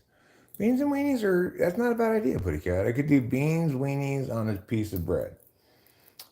Basically, it's like a sloppy Joe kind of, but with sausage. I like that idea. I'm going with that idea. Rachel, do you want beans and weenie sandwich? It's really beans and sausage sandwich. No, it's not aspiration either. I'm not aspiring to be a Presbyterian. I'm perspiring to be an Esbyterian.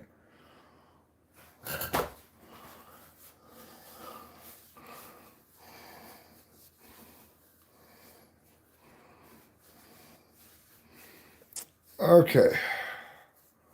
You know what would be a lot of fun if I could put on some copyrighted music in the background while I'm doing this?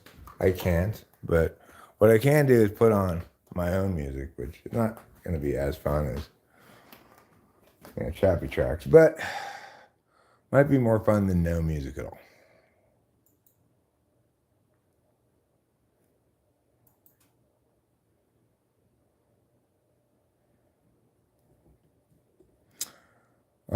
What am I doing? Playlists, right.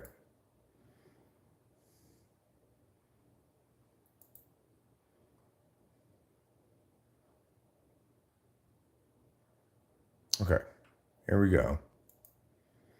I'll put this on shuffle, and I'll put the audio on this speaker.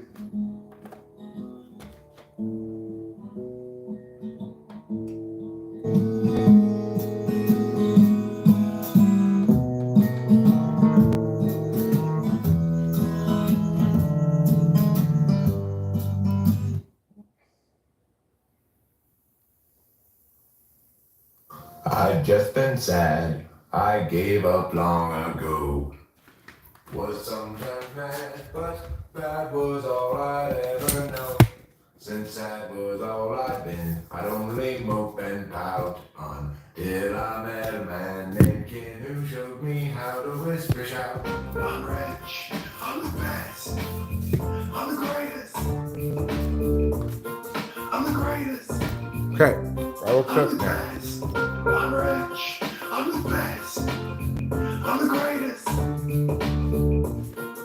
the greatest, I'm the best. I've just been sad, I gave up long ago. Was sometimes mad, but that was all I'd ever known. Since that was all I did, I only mope and pout till I met a man named Ken who showed me how to whisper shout. I'm rich, I'm the best. Did Rachel say whether she wanted beans and weenies? I'm the greatest, I'm the best. I'm rich, I'm the best, I'm the greatest. A bean sandwich with no sausage? I'm the greatest. Sure. I'm the best. That's fine. I'm rich, I'm the best, I'm the greatest. I'm the greatest. I'm the best. I'm rich. I've just been sad, I gave up long ago. I'm the greatest. Was sometimes mad, but that was all I'd ever known. I'm the greatest. Since that was all I did, I'd only mope and pout. I'm the best. Till I met a man named Ken who showed me how to whisper shout. I'm rich, I'm the best, I'm the greatest, I'm the greatest, I'm the best. I'm rich, I'm the best, I'm the greatest, I'm the greatest, I'm the best. All right. Santa Ana's from the east are blowing, driving on this mountain fire. Grant and Lana had best be going, they had cut it down to the wire. Everywhere apocalypse hung heavy, the trunk was covered up in ash. But Lana got the dogs in the Chevy, and Grant counted out that petty cash. If times are ending, then time is ending. Flames rain down from the sky as the dogs mark out with frantic exhausted. Lana stays awake till dawn.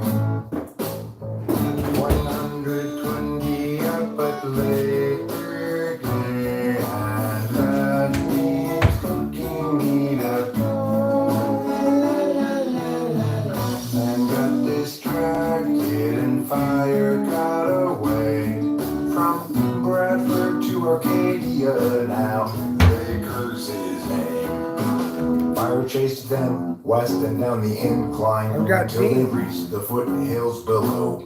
They found a room cheap for the night online. At least now they had somewhere to go. The more they evaluate their options, their former life had ended that day. Lana's sister had a place in Laughlin. There wasn't really any more to say. If terms are ending, then time is pending. Flames rain down from the sky. As the dogs knock out with rant exhausted, Lana stays awake to cry. As the dogs knock out with rant exhausted, Lana stays awake to cry.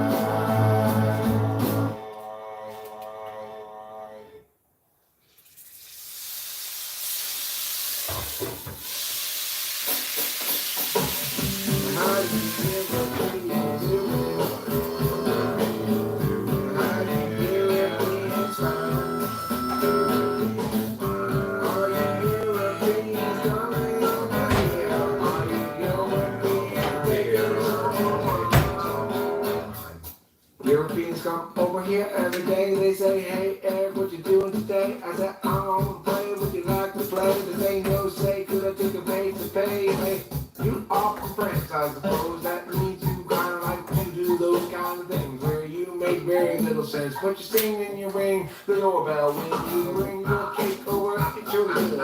You just know how to make good.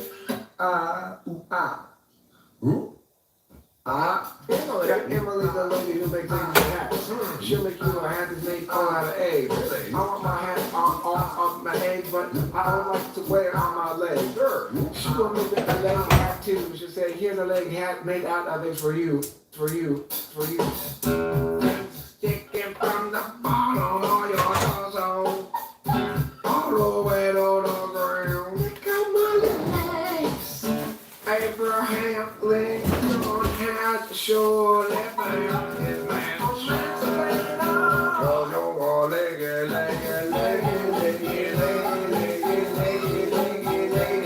The kind of thing about them good songs when they are crazy. You stand out from the crowd. As is appropriate, given that your legs are loud.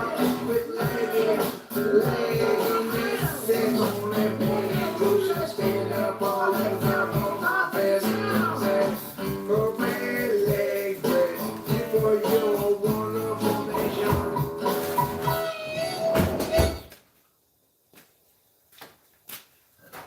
The dummies arrested them, though that's dumb too. But they ignored my questions, I felt glum. They need to listen, pull out your gun, shoot them or miss them. Now you're an archetypal one, belligerent, cocksure, and dumb. Your grading failure exemplifies why it's bad to leave your kind of dumb dogs lie.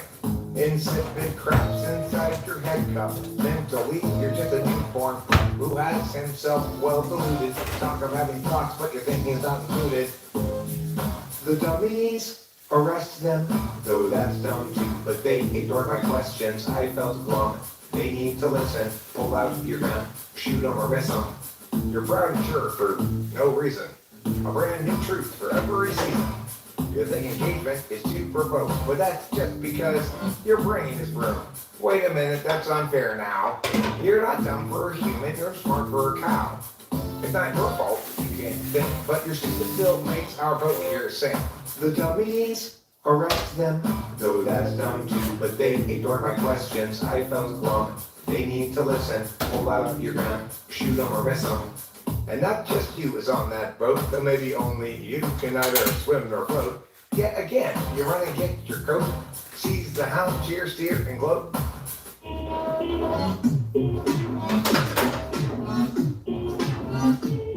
Captain. When your gunning goes full-blown Kruger, then your gunning becomes a loaded Luger, shove it to our lips and teeth. You crash our boat up on the reef. Pick a back up, Pikachu calmly. Sick a pack of pip lumps upon me. Rick's neck sits flat in front of you, so plate to slate the way you do straight through. Attack, and don't let up, even though we only now just met up. Unless you suspect a secret setup, meow hiding under side ducks, get up, the dummies. Arrest them, though that's dumb too, but they ignored my questions, I felt glum. They need to listen, pull out your gun, shoot 'em or miss 'em. The dummies, arrest them, though that's dumb too, but they ignored my questions, I felt glum. They need to listen, pull out your gun, shoot 'em or miss 'em. The dummies. The battle's ever waging and the battle's never won. If you stop cowing, then the fighting's all done. And the fight's been breaking, though the war's no fun. If you're not engaging, then the fight's unwon. The battle's ever waging and the battle's never won. If you stop cowing, then the fighting's all done. And the fight's been breaking, though the war's no fun. If you're not engaging, then the fight's unwon.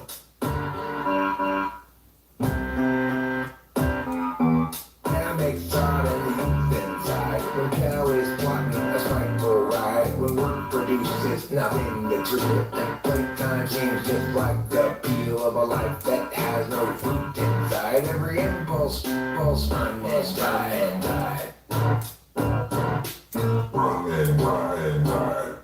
The battle's ever waging and the battle's never won. If you stop cowing, then the fighting's all done. Fight's been raging, though the war's no fun. If you're not engaging, then the fight's unwon. The battle's ever waging and the battle's never won. If you stop cowing, then the fighting's all done. And the fight's been raging, though the war's no fun. If you're not engaging, then the fight's unwon. The battle's ever waging and the battle's never won.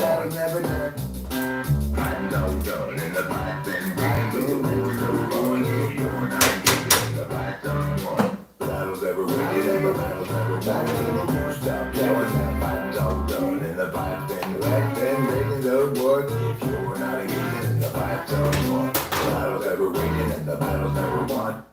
Stop cowing and the fighting's all done. Fight's been breaking, though the war's no fun. You're not engaging and the you're not engaging and the you're not engaging and the fight's unwon. Hot. That's very, very hot. I got my hose, I got my bins, I got my cats, and then again, I got my drugs and my gang, and my strippers, all the same. I've got everything that I need.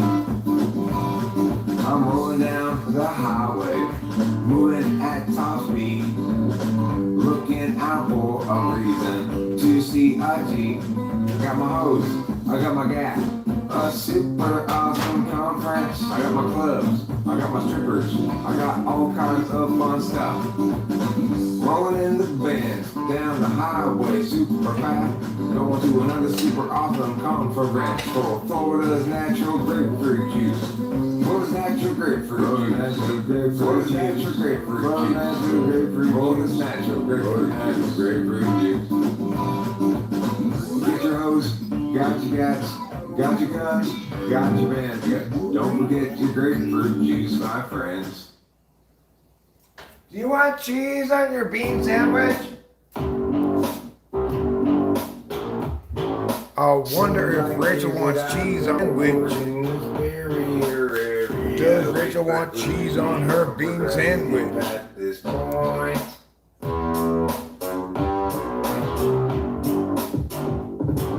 Okay, cheese it is.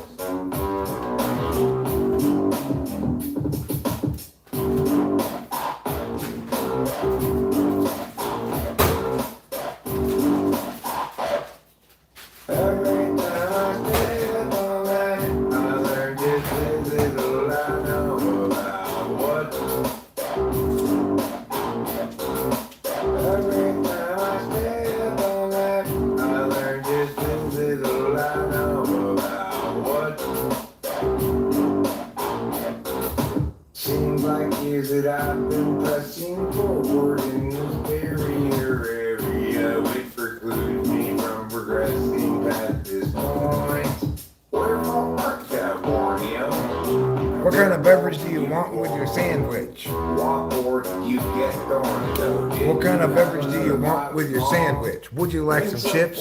I'll get you chips. What kind of beverage do you want with your sandwich? Every time I stay up all night, I learn just a little I know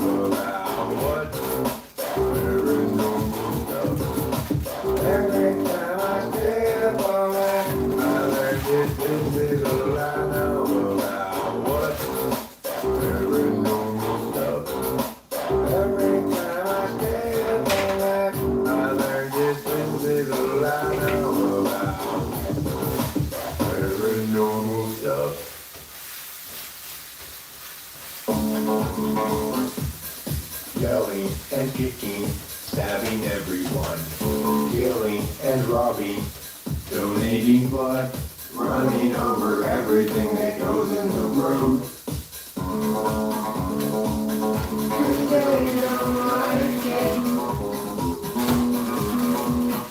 I'm going to go to camp and take you to the place where I stab everybody that I see. These are my activities for my summer camp and week. Won't it be a lot of fun? Stabby, stabby, stabby, stabby, stabby.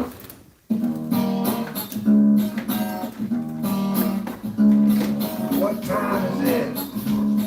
What time is it? It's caterpillar time. It's caterpillar time. It's caterpillar time. Caterpillar time. It's caterpillar time. It's caterpillar time.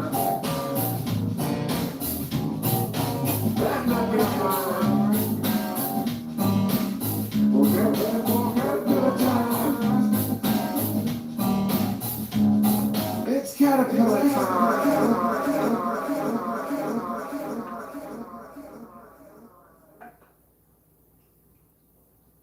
Just a day.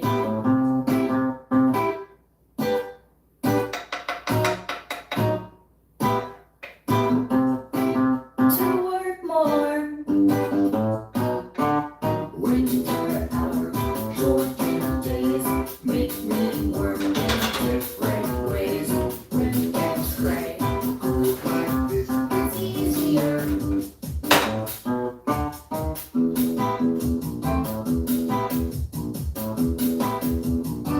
We give and we take, we earn what we make. The work is ample, but it must be done.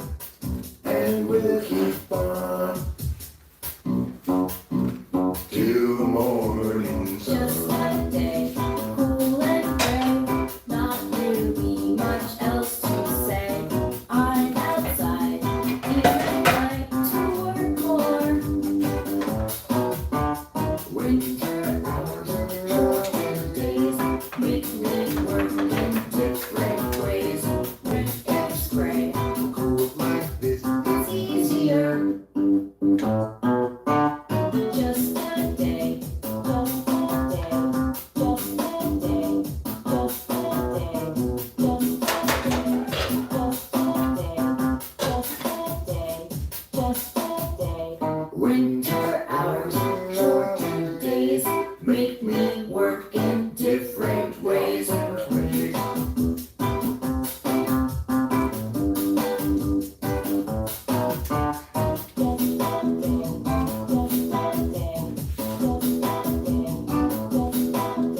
We give and we take, we earn what we make. The work is ample, but it must be done. And we'll keep on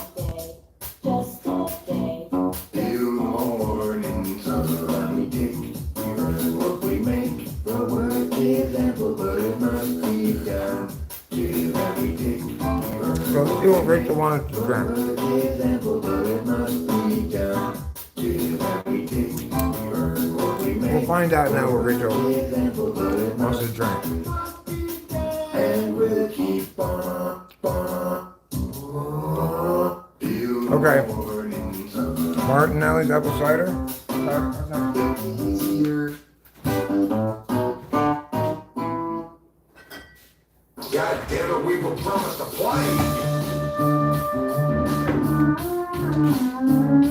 Bonnie's in the street.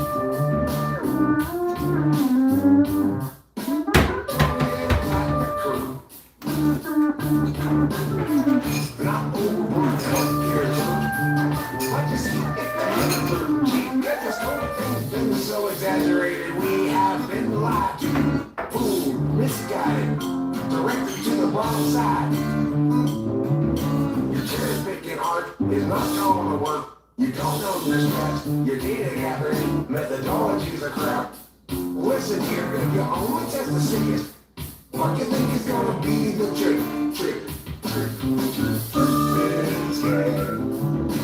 COVID-19 destroy everything with the impression you bring.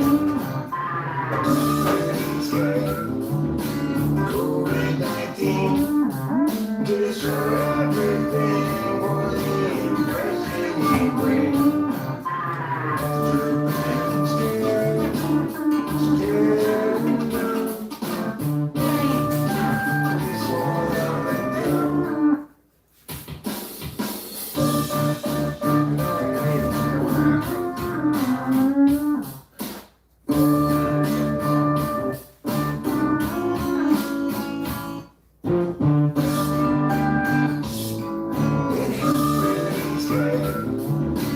COVID-19 destroy everything for the impression we bring.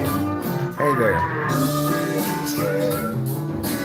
COVID-19 destroy everything for the impression we bring. Scared and dumb. We follow the gun. Where's my mouse? Oh, it's over there. Okay. Mouse here. Once upon a time, a long time ago, I was Little one again in the snow. It wasn't any snow in Southern California. Alright. Well, that was fun to listen to that for me. Probably not so much for you. But it was more fun to listen to music and make food than it would have been to just make food without listening to music. So I don't regret it even for a minute. Okay? And that's what life's all about. No regrets. YOLO. You only live one time. That's what that stands for. And why does it stand for that? Because it is in fact true. You only live one time. You don't even know how long it's going to last. Could be anywhere from 5 minutes to 5 million years.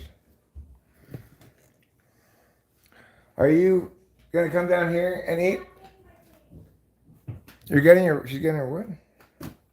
I don't know what she said. She's getting her vagina, I think. She must have left it upstairs. She's always forgetting her vagina. Oh my gosh, I forgot my vagina again.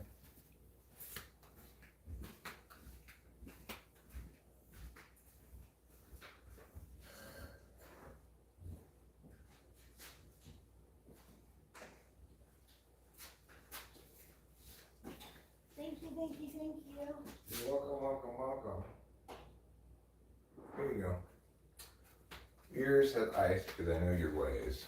You like to put ice even in juice, Yeah. which is something I think does not Okay, deserve ice. But I'm not criticizing your choice. No, I'm just pointing highlighting a difference. No. I do it because of just like how I have black coffee. Okay, it's like a dietary thing. Yeah. Like I cut the sugar with the water. I see. Okay, cool. And it's not cool. It's really I don't know why I do this shit to myself. But All right, let me take a moment to engage with the live stream for a minute, which I've not been doing today because I've been so task-oriented, but I've gotten quite a bit done. Corn Pop says, tweaker never sleeps. I wouldn't really call myself a tweaker. And I do sleep periodically. But it is true that I didn't sleep last night. I don't know. No, I didn't. Hmm. Figured at this point just ride it out till sleeping time tonight. Try to get a good night's sleep. And Corn Pop, that's an important part of having fun. If you can't, a couple times a month at least, get super thwacked out and have this frenzy of do this, do that, live stream for hours, and I feel all like, wee! Well, you're not partying properly. God said in Isaiah 42:32-12:1, eat, sleep, rave, repeat. So hopefully you've been listening to God's advice.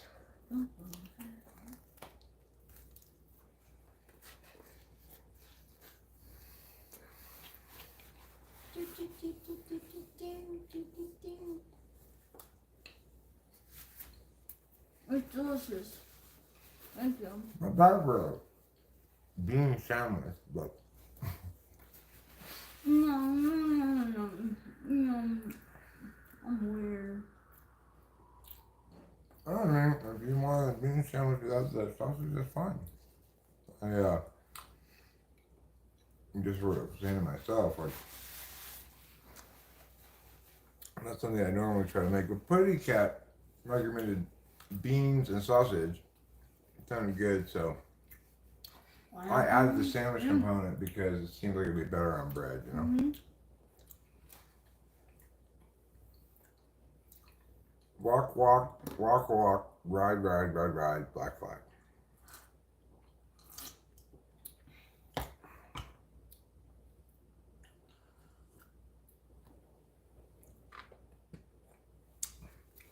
My mama is so razor sharp and precise in her cutting angle that she sat on $1 and made 4 quarters.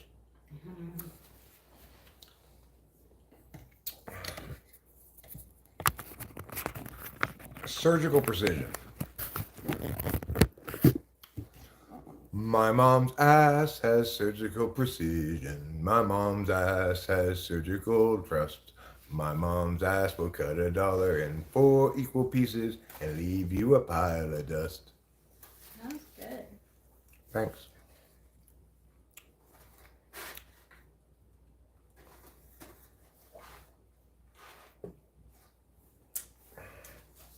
It was a song about my mom's ass. In loving tribute.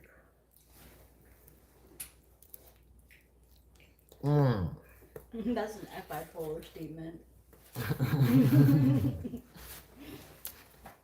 I do have nothing but the utmost respect for my dead parents. They used to make jokes sometimes, you know.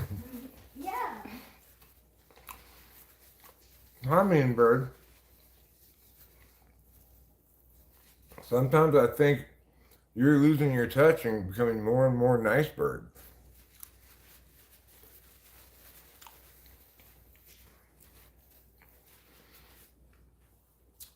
I mean,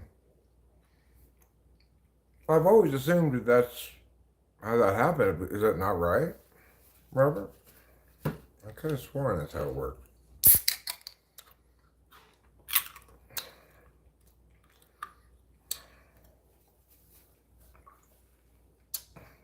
With lesbians, as far as I know, they just flag down a passing male, get a turkey baster's worth full of his man seed, and then just squirt it up in there, you know.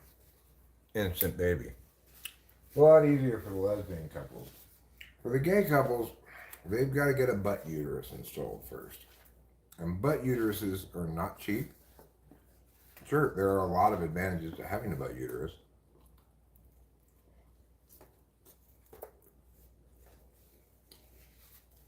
Beyond the obvious, I mean.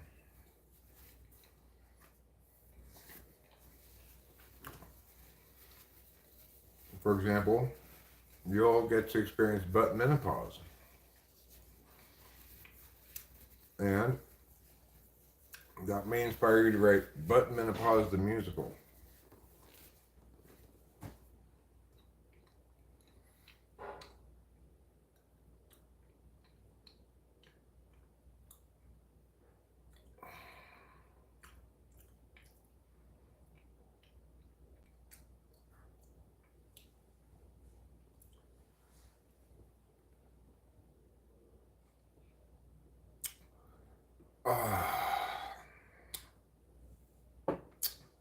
You know what I was thinking would be maybe a good video? Would be like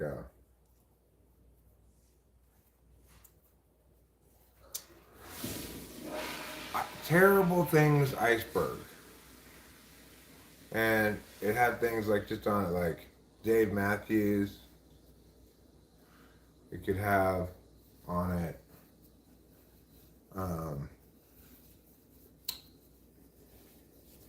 I'm not eating a glizzy, no. I'm just eating a bean and sausage sandwich. You put on there Menopause the Musical.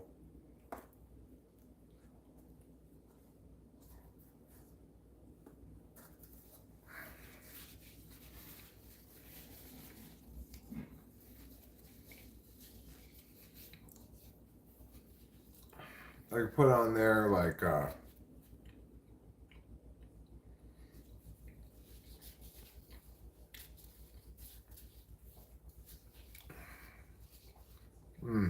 don't know. I mean, there's so many possible people I could put on there. I could put on there Simone Biles. I do not like her. She can be on my list of horrible things. Who? Simone Biles. Oh, I knew it. Mm-hmm. Bill Walton's dead, so he can escape being on the iceberg. But I'll put the Houston Astros on the iceberg. Bunch of cheaters. What other horrible things are there? I put Dr. Phil on my. Dr. Phil, horrible.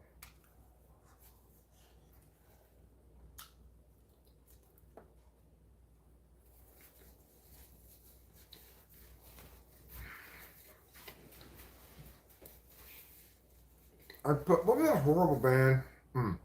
Fall Out Boy. A Fall Out Boy. You love it so much. I just heard it recently in the weed store, and it jumped up on that list right quick. It was really horrible. That was like the standard kind of music at that time when it came out, when they were popular. So, what, like mid 2000s had pretty, like, I don't know what kind of music that is. Pop? Like, what is that? What is it? It's like rock, kind of white rock rap. Mm-hmm. That's trying to get by purely on style without actually doing any songwriting. Yeah. Horrible. It is all based on style. Fruit flies. Horrible. Horrible. Face flies in general. Face Little teeny flies. flies. Yeah, fruit flies, sure. Terrible. Regular flies in a restaurant. We went to Happy Goat yesterday, or the day before, whenever that was. I poured water on myself to poured it on my head to cool myself down and went on my shirt. Every time we go to that restaurant, there's always one fly in there. Or, one fly near us. Happy Goat. Oh, yeah. Bugged me the entire time I was on there. I put Bill Burr. Is that the guy that people compare Bill me Burr, to? yeah, Somehow sure. strangely, even though I'm nothing like him. I know. Why? Yeah, Bill Burr, horrible.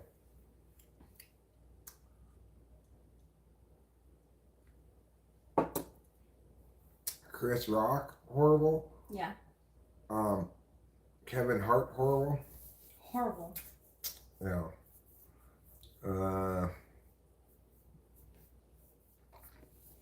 Let's see.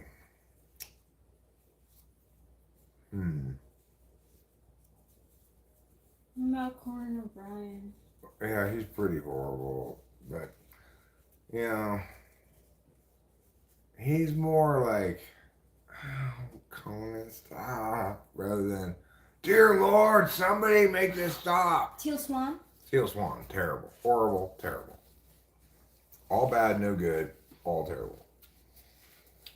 C.S. Joseph, terrible. You go. That's a good one. He's underrated. He's under the radar. Just a fountain of misinformation. He's got everything wrong. He thinks everything that's sensory is intuitive, and everything that's intuitive is sensory is crazy. Bruce Springsteen, pretty terrible, but I don't think they'd quite make the list. He'd quite make the list. Maybe like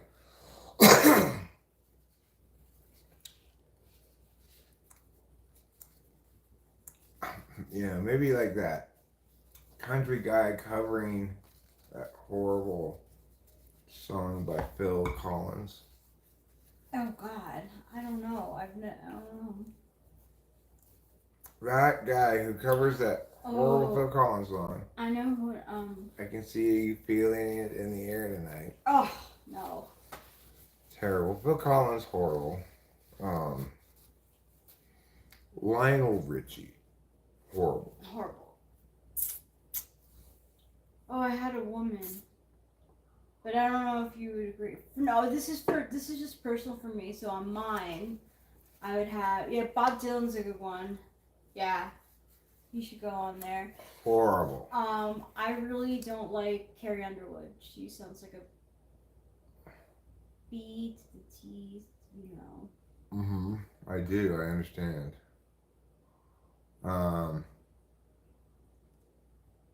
I really don't like Jimmy Fallon. You can go on there. He got I'm this. starting not to like Drew Barrymore. She's so try hard. You don't like Drew Barrymore? No, I think she's a terrible. I think she is a terrible interviewer. She's so like fake. Like I'm so different because I grew up in the creative environment. Like shut the hell up. Mm-hmm. Yep. But I don't think she would go on there. She doesn't. She's not that bad. The thing is, I think that this iceberg we're talking about is basically the iceberg of aesthetic horribleness, like or art horribleness or media horribleness, not like bad person horrible. So, Oh. like, we might put Ellen on there for being a bad person, She's also hella annoying. but her show probably didn't qualify as horrible enough to make the list for as media. No, it doesn't. Right?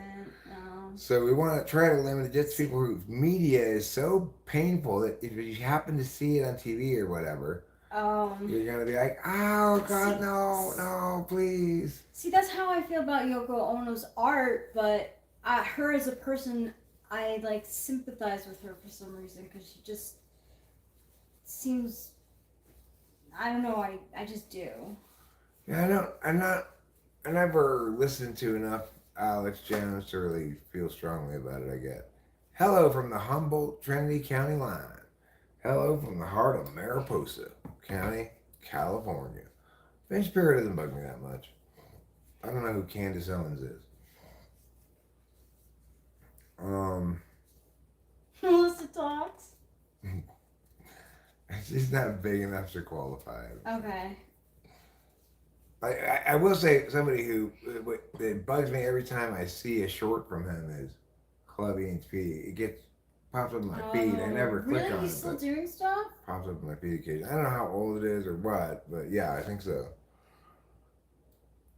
He's not big enough though to go. No, he's not. It's just it bugs But me he- because of the misinformation. It's like you're representing yourself as this personality type. You're calling your channel Clubby and TP and stuff, and you're totally an ESFP and fuck off. Rush is a good one. How about you too? Rush, you too. Absolutely. I can't lie. I was going through like I have playlists on my Spotify for each season, Mm-hmm. and I put it on shuffle, and a U2 song came up. I think there's a pretty good one is.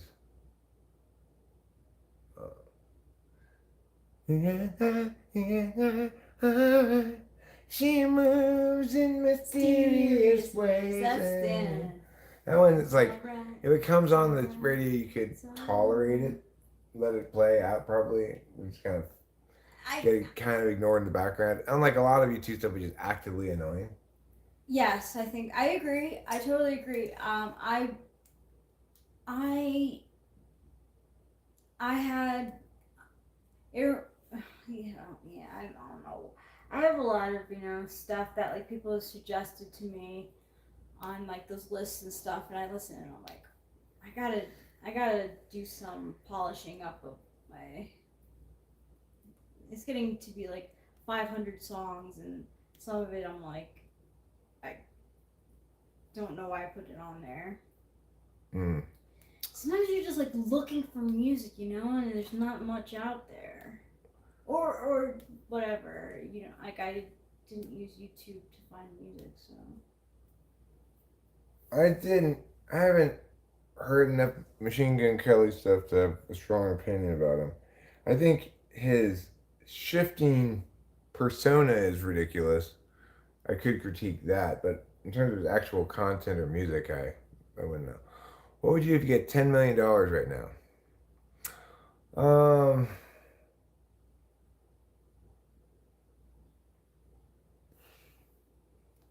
Not a whole hell of a lot, you know. Put it in the trust and just figure out what to do with it later.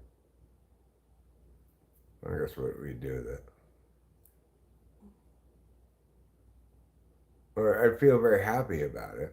We definitely, spend some money doing something like exotic, like traveling first class someplace or whatever to celebrate it. But I don't think we'd burn through it or anything.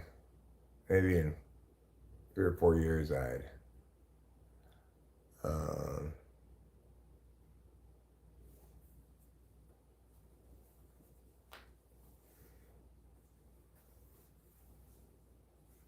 he's an anti-vaxxer. What does that mean?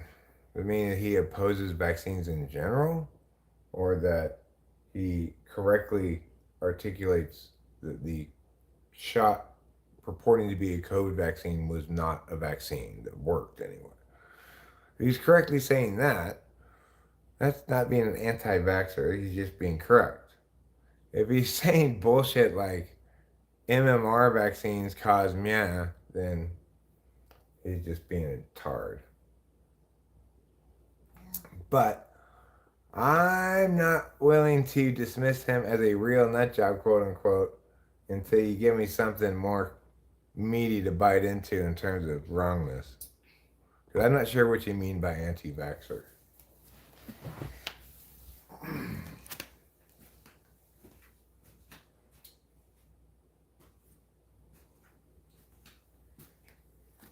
Remember when the police had that hit song about vaccines? Vaccine! You don't want to put on the red light.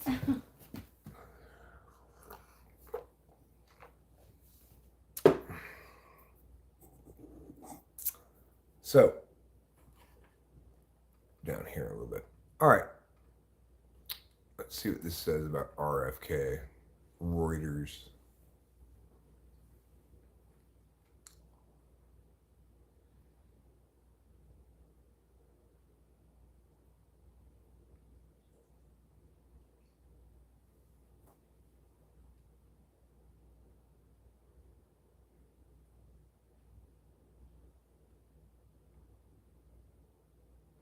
So he sides unequivocally with Israel, despite the fact that Israel's not in the right. Okay, well, that's bad. Yeah, that is bad.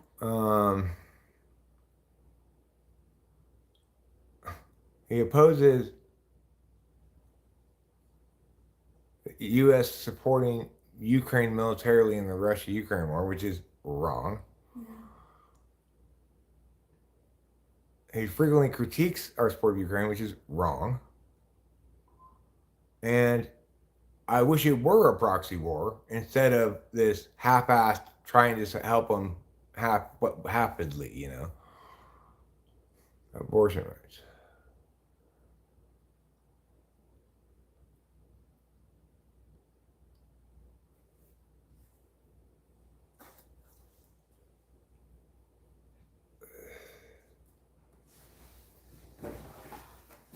He opposed state and federal COVID-19 restrictions. That's correct. But he also thinks vaccines linked to autism, which is bullshit.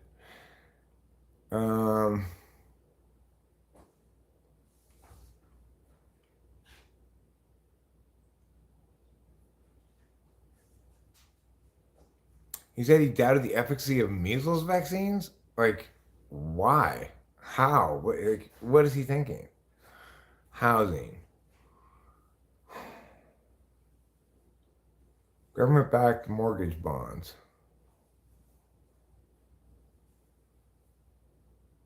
And he'd pair it with an aggressive affordable housing program that would create new inventory. What does that mean? He's going to encourage developers to build new homes? or apartment complexes, or that the government's going to build projects. He's just talking sideways at both sides. He supports refinancing of student debt. He sees immigration as a humanitarian crisis.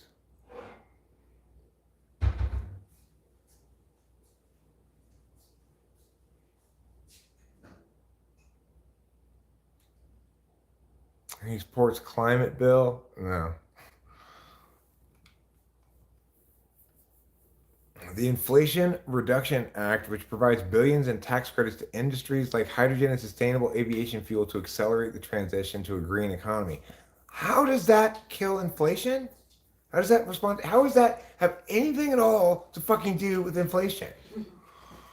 What idiocy. That's really bad. We have like... This guy's not qualified. No, he's not.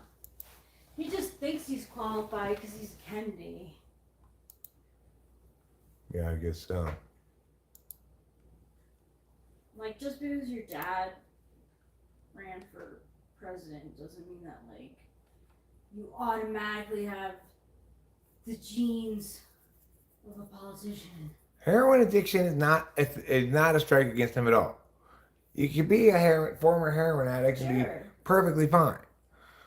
It's ridiculous to suggest that his heroin addiction, it makes him a nut job. His former heroin addiction. Let's see what this guy says. He seems interesting.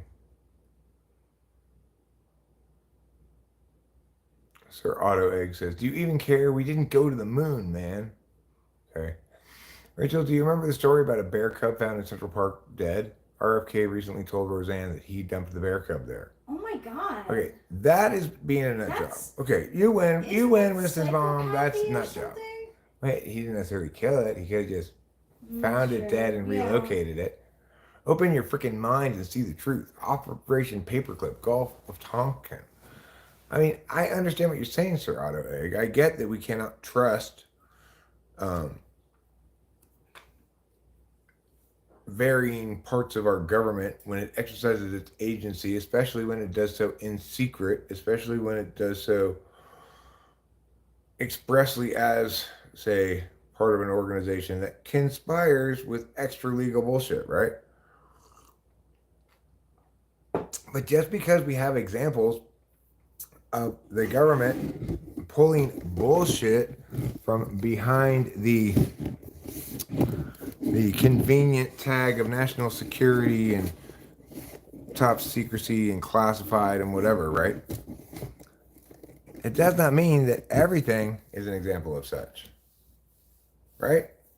So yes, various,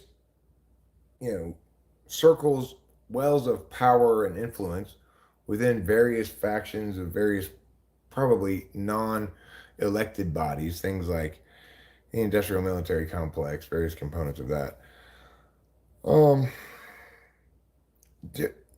They do a lot of different things as different subsets, different parties within these organizations gain more or less influence.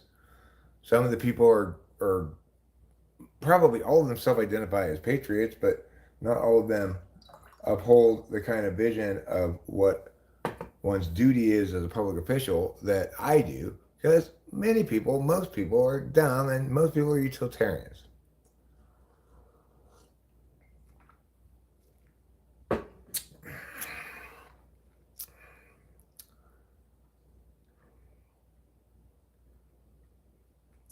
Do you understand? This is your assignment. Be brave. Well, I hope you've heard what I've said and updated your previously reductive and kind of childlike positioning on things with a more sophisticated one. He talks about the effects on his brain in some interviews. Okay, well, then that's his fault.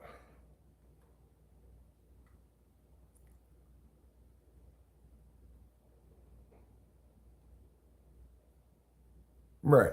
Utilitarians, obviously, are capable of any kind of atrocity as long as they can justify it and that under their frame of reference, the benefits outweigh the harms, right? They're not even necessarily ill-intentioned. But what's important to remember is there's not some group of super smart people up on top who can actually execute secretive plans that produce the outcomes they expect them to produce. When you take weird, big secret actions and from behind the veil of classified, top secret, or whatever, you do so because you think this is going to change public opinion to be meow, or this is going to save lives, or this is going to weaken the grasp on power of these authoritarian bad guys, or whatever, right? That's why they do those things. Are you still here? Are you listening? Are you learning anything? Or did you just come here to spew your shit, tell me that I need to learn something and listen to you, and then run away as soon as it's your turn to learn? That's what you did, huh, Sir Otto Egg? What a chicken you are. You're not, I guess you're not even a chicken. You're still an egg. Oh, he is still here. Okay. So hopefully he understands that there's not some massive web of deception and evil doing that defines our experience as Americans, that explains how America functions or anything like that. You got to think better than that. Now let's pull some bong rips. If you follow along with me, it may help your thinking as well. I know it helps mine. It helps it feel good about itself. It helps it engage with other people in a better and more loving fashion. It helps it say, Corn Pop, hey, you look like you could use a hug. I'm getting a lot of negativity from you right now, and that's okay. I want you to know you're okay. You go ahead and express your negativity. We understand you're displacing some distress elsewhere in your life, and that's okay. I'm willing to be your piñata for today. If this is what you need, go ahead and take it out on me.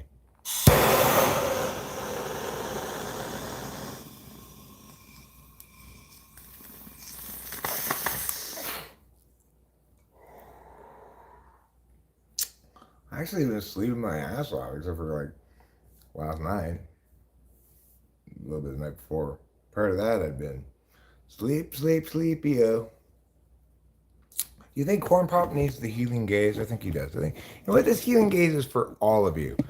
You all get to enjoy this free of charge. Just, I want you each now to think about problems in your life, ailments you may have. It can be physical sicknesses, injuries. It could be metaphysical sicknesses or injuries, spiritual, whatever you've got going on. I want you to just bring it to the forefront of your mind right now and get ready to have it be erased with the power of healing gaze, okay? Just look into my eyes, feel the nurturing cuddles. I'm gonna look at the screen too while you do it. I need it myself, so. Okay. I mean, do you want me to bring it up here? Is that what you're saying? No, I got it on my phone. Oh, you got it on your phone. Okay, yeah. Cool. Here we go. Ready? Everybody get ready to get healed. Just take a deep breath and say to yourself, Namaste, and welcome in the healing.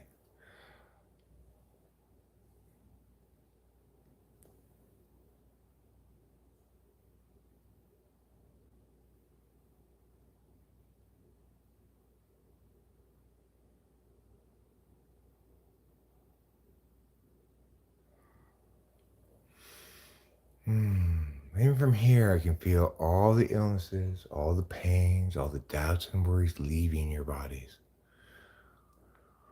Goodbye. We don't need you holding us back and holding us down any longer, okay? We are now healed with the power of gazing.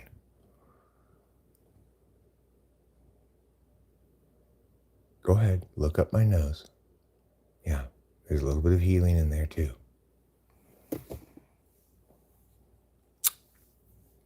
You know what? It's natural. The first part of healing often makes you feel terribly violated. That's all part of the healing process. You know, they say no pain, no gain.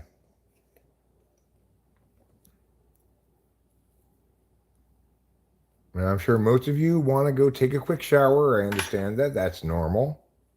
You're going to feel pretty dirty after getting healed by my gaze. I never said it was tidy, just effective.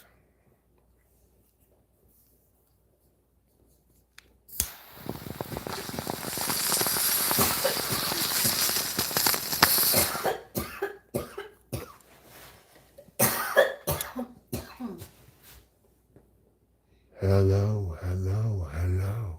Is there anybody in there? My name's Pink Floyd, and I'm trippy. Pink Floyd. You go on my list of horrible things. They're not really horrible, but they are.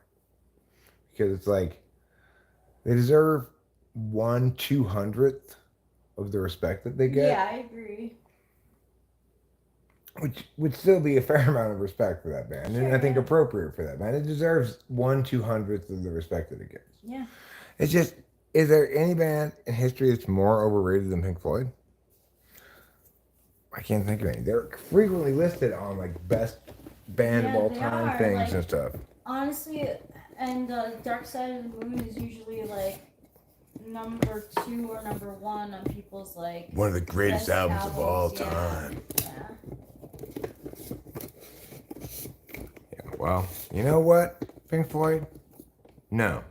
You don't have one of the best albums of all time. You're not one of the greatest bands of all time. You're self-indulgent and your songs are too long.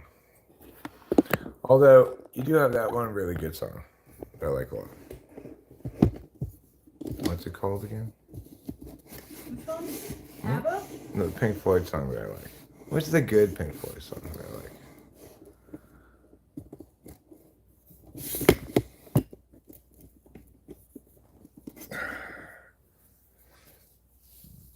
Is it Money? That's what came to mind first. Is that a Pink Floyd song? Uh-huh. Yeah, that's a pretty good song. Money. Yeah.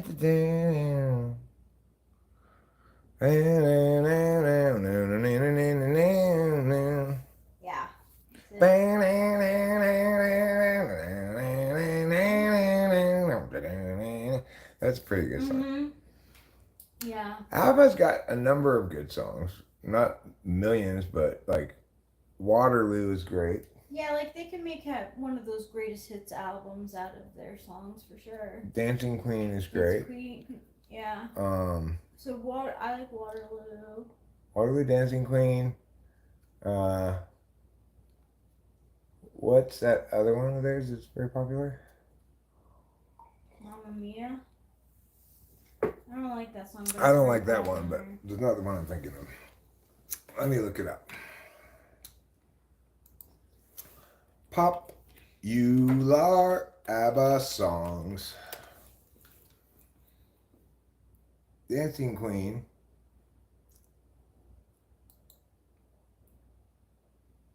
Waterloo. Take a Chance on Me. Oh, I like that song too. Take a chance on me. You'll be first in line. Baby, I'm not free. It's on me.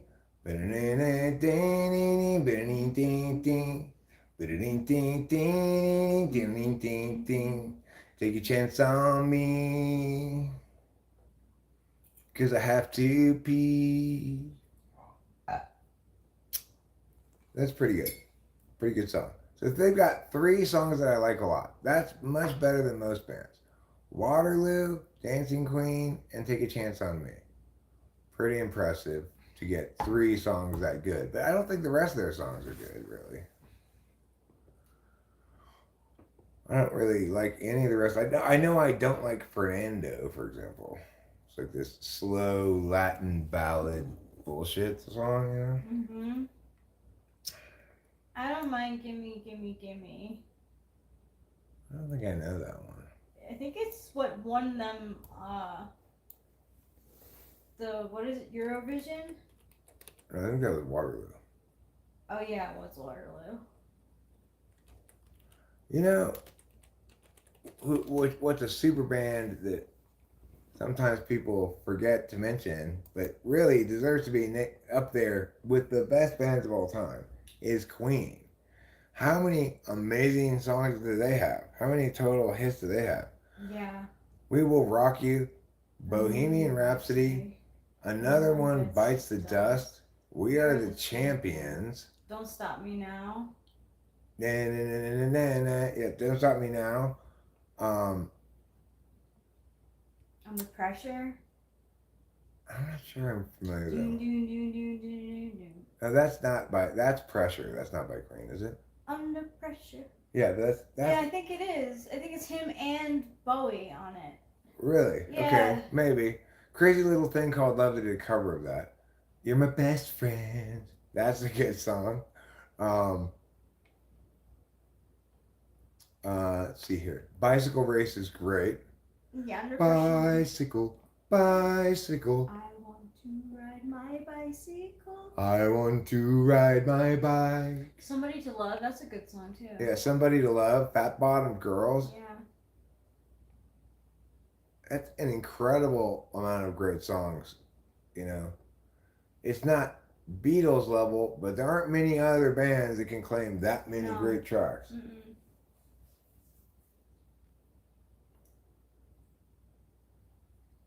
They should get a lot of respect. Part of the reason why they don't get that much respect is because they were so kind of musical theater operatic, but you know what? It doesn't matter. Even it might be a questionable aesthetic in principle, but it doesn't matter when your tracks are fantastic. Yeah. It's like if Paul had left the Beatles and like, you know how his music got like gayer when he left the Beatles Mhm. and more like musical theatery. Yeah. Well, Right. I don't even know what it was. If somehow that had worked brilliantly, it would have been Queen. Yeah.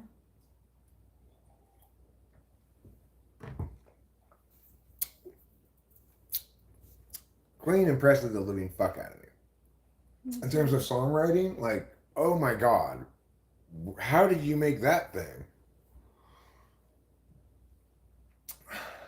Like,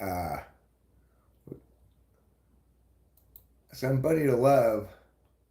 Find me somebody to love. Find Me somebody to love. find me somebody. Yeah, it's such a crazy song. It's got all these different parts, and then it goes somebody to love. Yeah. It's so epic and anthemic and shit, you know. Fat Bottom Girls is a good song too. We didn't mention that one, but No, you did.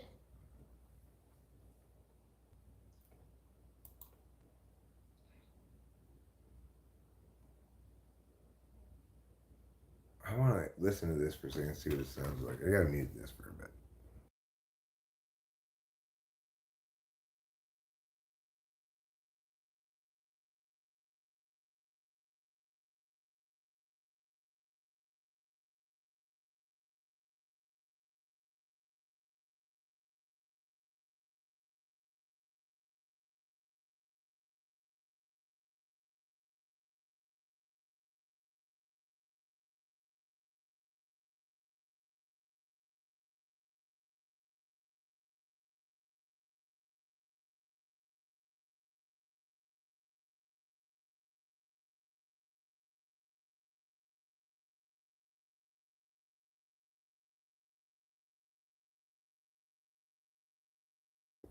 I Want It All is not one of their better songs, but it is totally exemplary of his, what I believe to be tool function and I want it all. I want it now.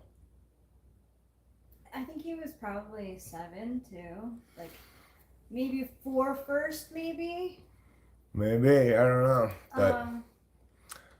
he got AIDS. Died. He died from his AIDS. And I was like, what? You're dead all of a sudden? And then I was like, I guess he's dead now. And then they played Another One Bites the Dust. What an amazing song. It doesn't seem like there was never a moment in history when this song didn't exist. But there was, you know. It was before this came out, this thing didn't exist.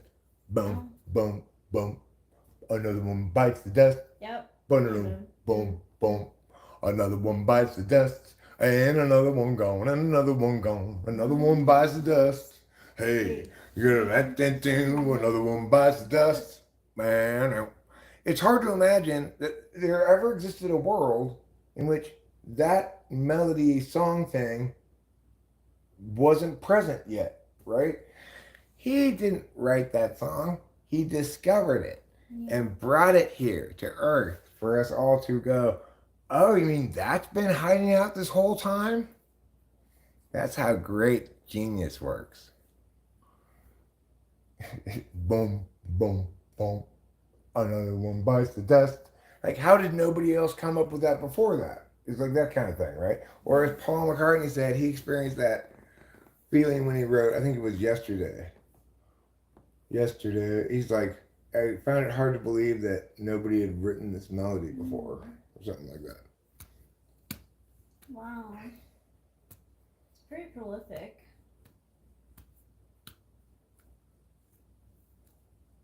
That is so weird.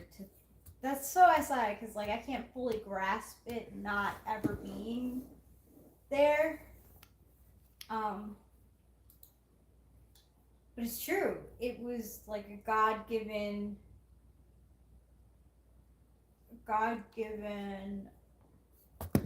talent. Yeah. Like juggling. Why are you gay? Why are you gay? Ask more, go, trade, and hey. Well, I think you jumped the line of questions. Your first question should have been, are you gay? And if I say yes, you say, why are you gay? If I say no, you say, why aren't you gay? But you failed to ask the first question first. Schrodinger's cat. What about this cat? Jack says, I'm back. And he says, good to see you at the Pride Parade yesterday. Thank you for coming to sport. Well, sure. I'm always in favor of being proud. So I just refer to it as the bragging parade.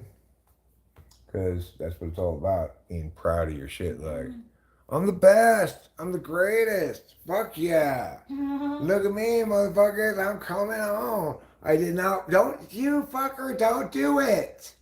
Don't even say that. Putty Cat, you fucked up. Now I already know that the Athletics, at some point in the game anyway, are probably losing badly to the Giants. Because why? Putty Cat played spoiler. Goiler, have a goiter on your moiler. So thanks a lot for nothing, Putty Cat.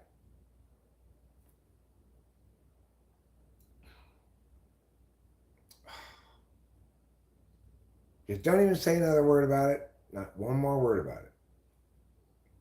Okay? Don't give me any more information at all. Okay. Okay, good. Thank you, Putty Cat. Thank you. Good. You. Okay, I'm glad you said that. Yeah, don't say anything else about it at all. Don't be a spoiler, goiter on your moiler.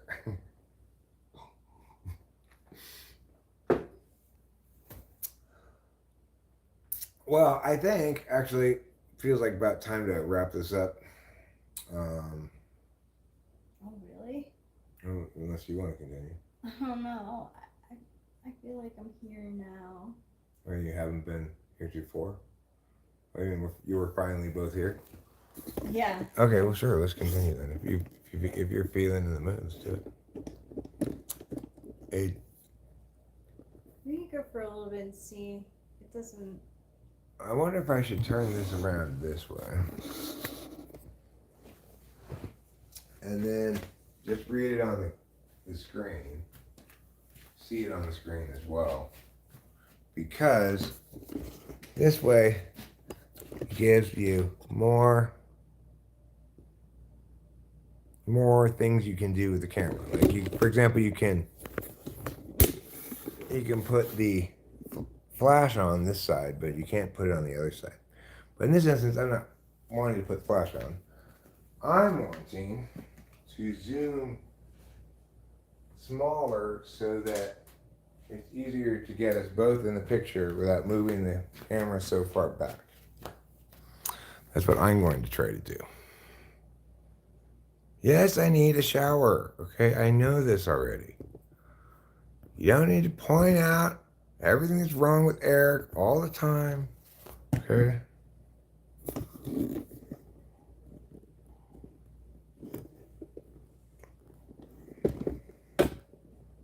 Do you want a half an Addy to carry you over or something? Like, in other words, to parachute down from the high to the crash? You think that'll help? I mean, that's what I'm doing. Like, Okay, then. I took multiple yesterday. I took one today. I was thinking you should take half. Okay, that's good. Okay, I'll get you a half. Now, our strategy today is going to involve shouting towards the camera. Okay. While reading, I could watch as well on the television. Let's just fast forward this to now.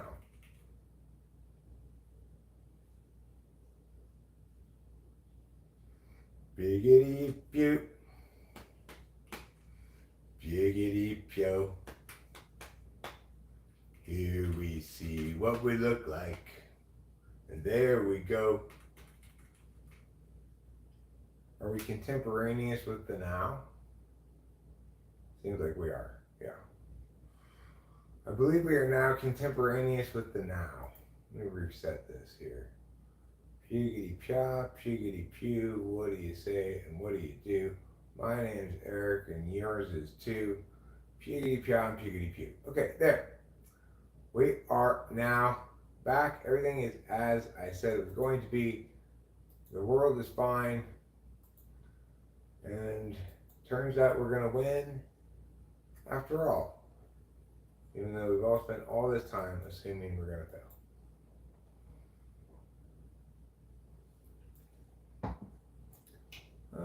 Okay, here we go. If it was beans and cornbread, I would want it separate, I think. The bread that I had that Eric made was really good. It was really good. Beans and cheese sandwich.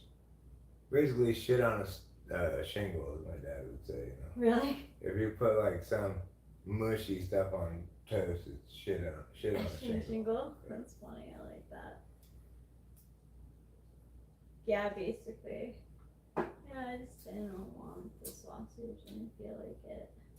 Apparently, it's a military expression from the Navy. Shit on a shingle is what they would call like creamed beef on toast or something like that.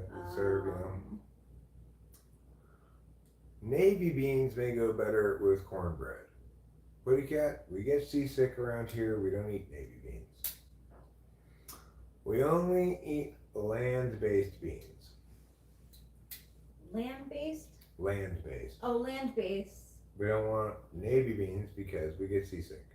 Yeah. I saw this, What it's called? Chipped beef. Thank you for correcting me on the name there. That's what it's called. Chipped beef. chipped beef. What's that?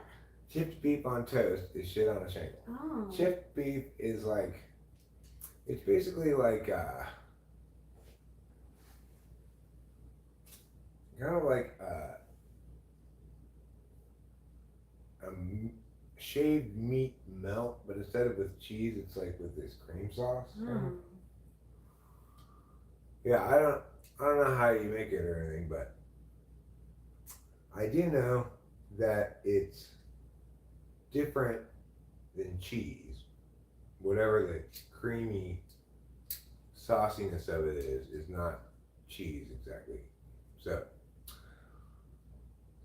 yeah, I guess it's just chipped beef sauce, whatever that is. I was gonna say something, but I forgot. That's fine. You know, we could walk around the house anytime we'd like. Take our viewers to, say, I don't know, investigate our propane tank. We could. I like. To dance. Yeah, I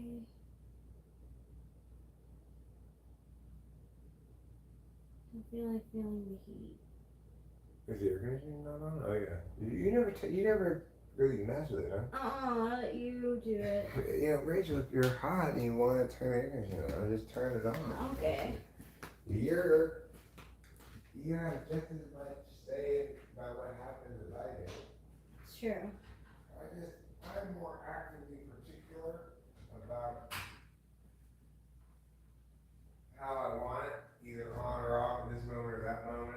I'm like, I typically, not today really, but typically I cluck at it like a chicken. You know, what's going on over here now?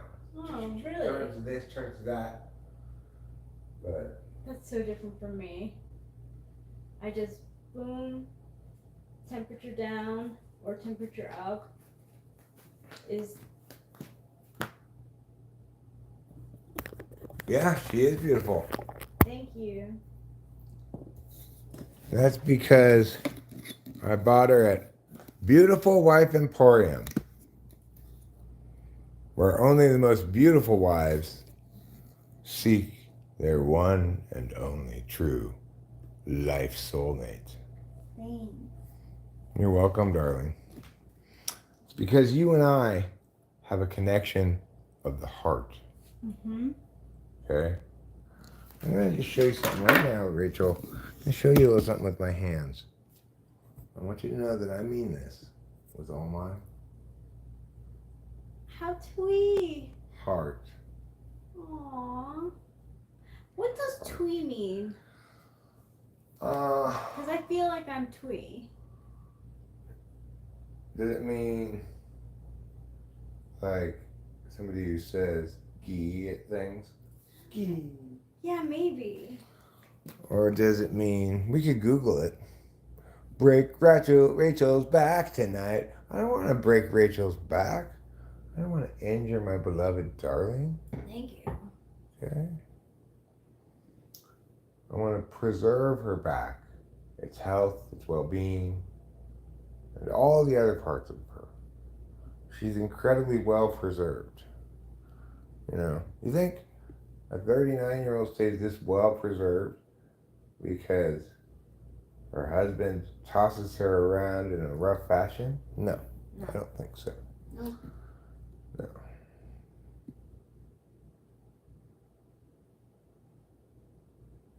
That's not how you make love to a woman. Okay? I know. I'm from Puerto Rico. In Puerto Rico, we know how to make love to a woman. Wow. It's a beautiful island. You should come there. There I will show you around. Puerto Rico is for lovers.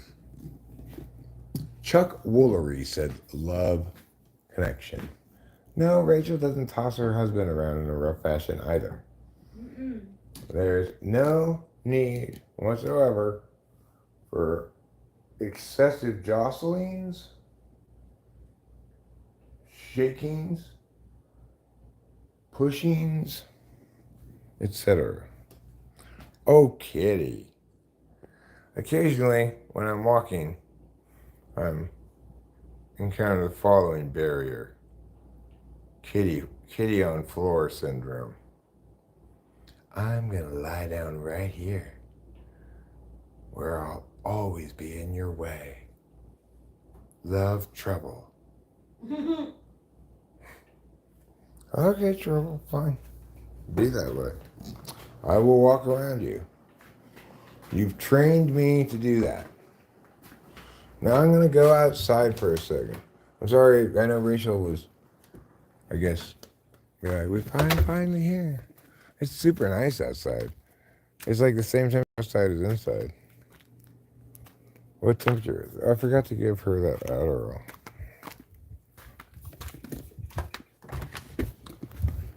Hey, Rachel. Can you just help yourself to one of the Addies? You can break it in half, or if you want, you take a whole one. Okay, thank you. It's the bottle that's lying on its side there. Okay. All right, let's hang around the neighborhood, looking at my Saber's hood. First, let me get my glasses. Let's hang around the neighborhood, looking at my Saber's hood, twiddling my Graber good inside a picnic basket. And get this and this. And I'm going to get, where are those glasses? I just found them again. I lost them and now I'm sad. Alright, these ones will be fine. There they are. These aren't the ones I'm looking for either. They're the ones I just found again. Oh no. How did I lose them again? I don't know. Oh, there they are. They're over here now. That's good. Yes, there's no rope use, Greg. You'll note the consistent, sustained lack of ligature marks on both Rachel and Eric. A paucity. I don't have a side piece. Pyro Pry 11. I mean, there's Jessica. She lives in the shed, but, you know, she's more of a side piece. I'm joking. I do have a shed, but the only buddy living in there is wasps. And I don't want to have an affair with wasps, or any other affair, but do I sometimes feel like Yogi Bear? No. I might occasionally feel like Boo Boo, but I'm not sure. I'm not logging that.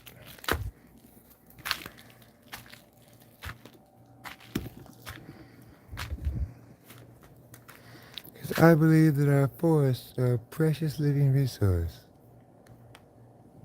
Not that kind of logging, Eric. Why do you continue? Why do you do the thing? There's only 10 people here. Now that you can't read that basin, everybody's gonna leave. I don't know either, guys.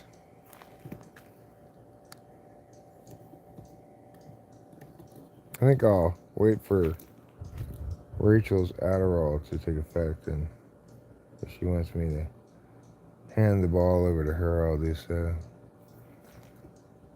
Otherwise, I'll probably whap it up with a whapper, just like a crapper. Everybody knows what's best.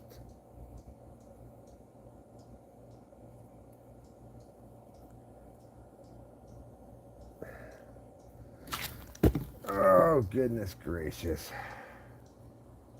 What a mixed up, wacky world we live in.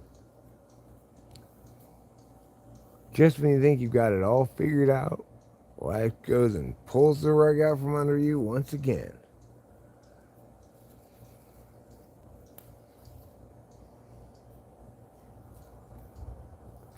All right, that one's looking pretty good. Let's see what the chat's saying, if anything. I'm showing my Riz face. Hello, hello, hello. Leroy Johnson, my Riz face. 4 minutes until MLB Little League Classic. Is that like Little League World Series? My dad used to love to watch that. I might not hate watching that. I'd rather watch the athletics game, I think, though. Frankly.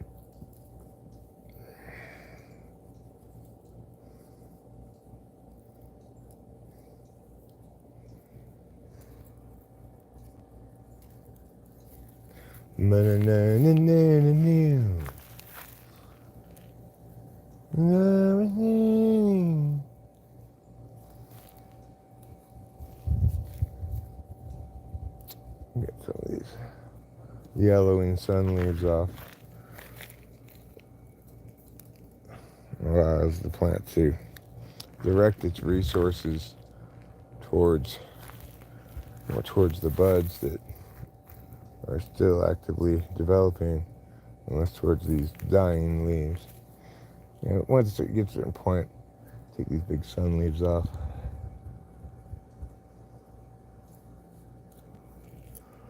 Once they start yellowing. Alright, that's pretty good tending of this one.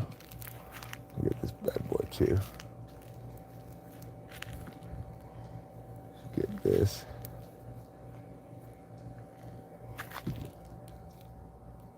Okay, good. Good. Oh, this one. For Shizzo. This one. This one. Right there. Okay. That's good enough. That's pretty good. I'll leave those ones fine. Okay. This plant is a good 7.5 feet tall. It's taller than I am by a sizable amount. Say 7.5 feet tall. 7'8" maybe.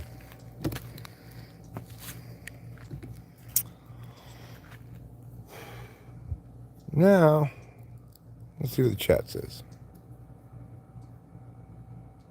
Cameron says, I'm back at each chores like an individual with Tourette's says F.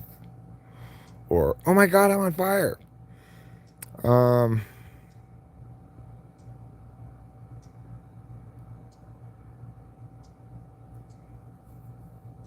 So, get away. Get away from me, stupid bug. Alright, now I'm going to pick a couple of yellow leaves from this guy down here. Oh, Rick, you're going to get me limited advertising if I do that.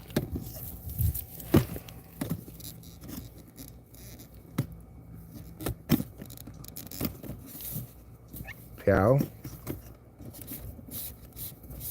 Pow.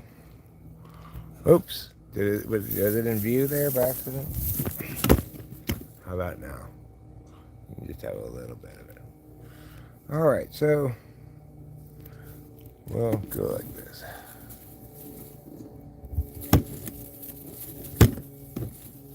That's a bad place for this. Alright, Eric. You know, it's like, oh cool, there's a hill in the backyard. You realize how much more convenient flat stuff is than hills. Hills like, oh, it's so wonderful to have a hill. But it's less convenient than flatness. Alright. So what I want to do is get this yellow leaf out of here. This yellow leaf, this yellow leaf, this yellow leaf. Get these out of there. Get yabbity, yoobity,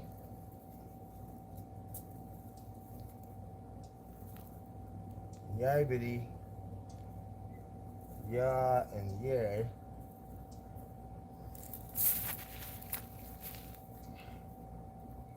We get Yig chiggity, chug chuggity, Krug, and Cray, along with meow.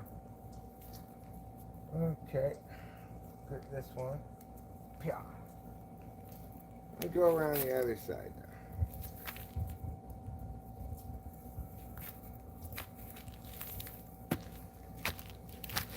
Going around the other side.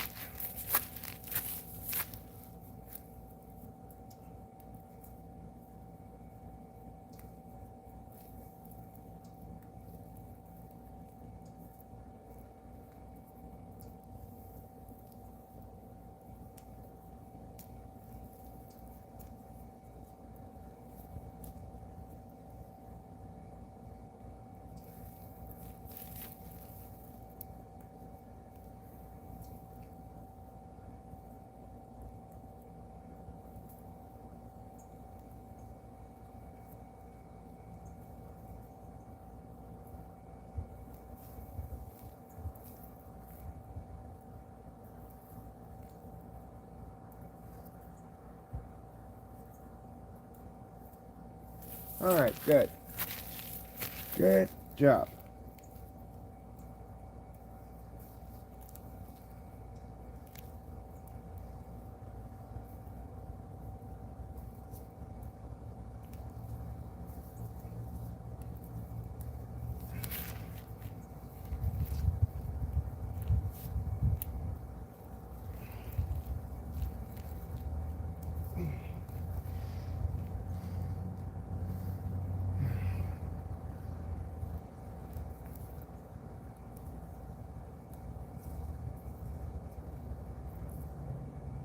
All right.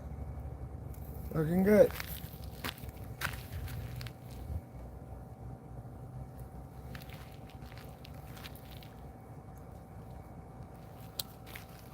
Excellent. Excellent, excellent.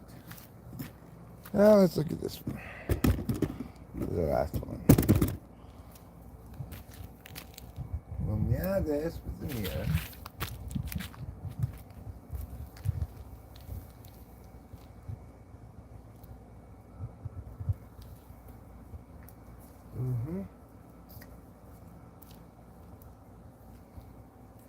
Pull off some of these yellow leaves. Not a ton of bad leaves on this one.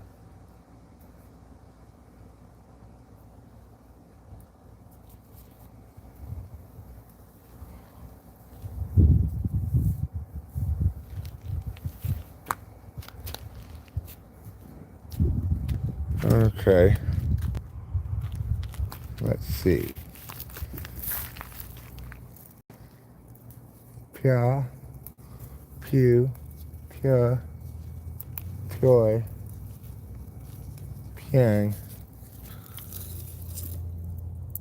kraki yaki yaka, and pulele. Yeah. Russian.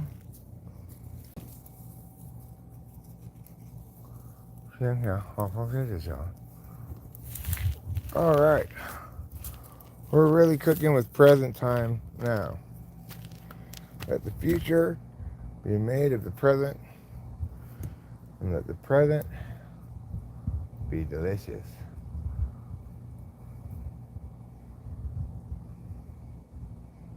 Looking good. Looking good. I got a couple of prospects here. Did you break or something? Jesus, don't fall over like that.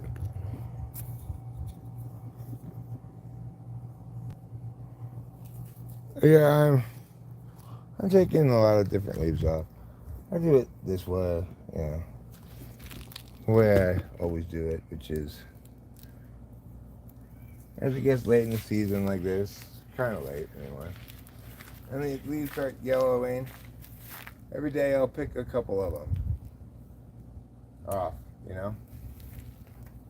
Today I'm getting a lot of them. Usually I just pick a few of them off.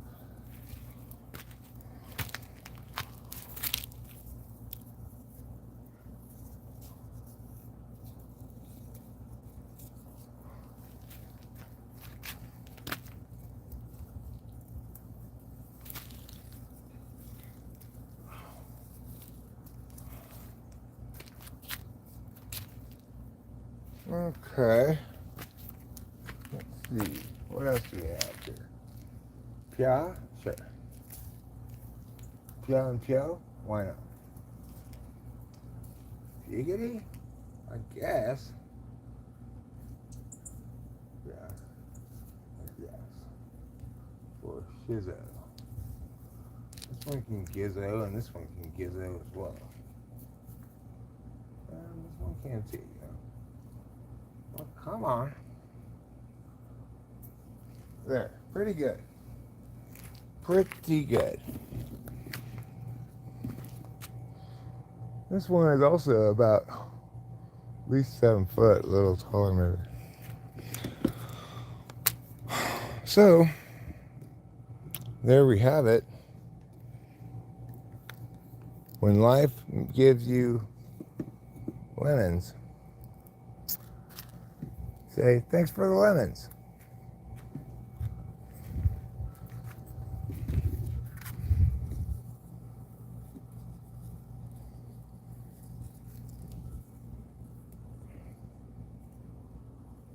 A simple motto to live by. And then I met Dr. Lionel Sprinting Wolf Catherquel, and he said the most amazing thing to me. He said, live like life is yours to live and to live it alone. And I said, Dr. Catherquel, you just changed my life. And everything's been different since. All right. We're done here. Yeah. Now we're done here. I'm liking the looks of things. Everybody's looking happy. Nobody's looking thirsty. Granted, I haven't fertilized in quite a while, but it's not generally good to fertilize once it gets too far along into the budding cycle.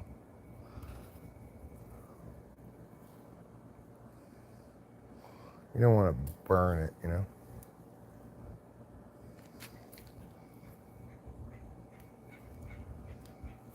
Okay. This is my little guy here.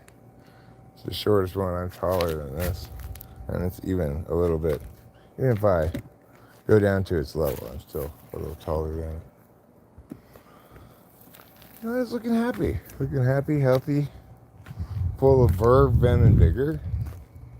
It's got the spirit of a unicorn, but the heart of a Pegasus. And the wisdom of a sea goat. Okay, let's stand here, read the chat a bit, see what's going on. Possibly make our way back inside, see how Rachel's feeling. And take it from there, you know. It's too late to top them. Way too late to top it. I did top most of them, but not all of them.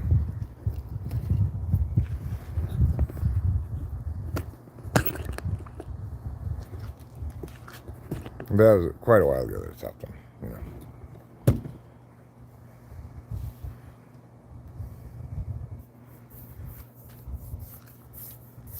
I didn't top right away, but I topped quite a long time ago. You don't want to top them after they start budding.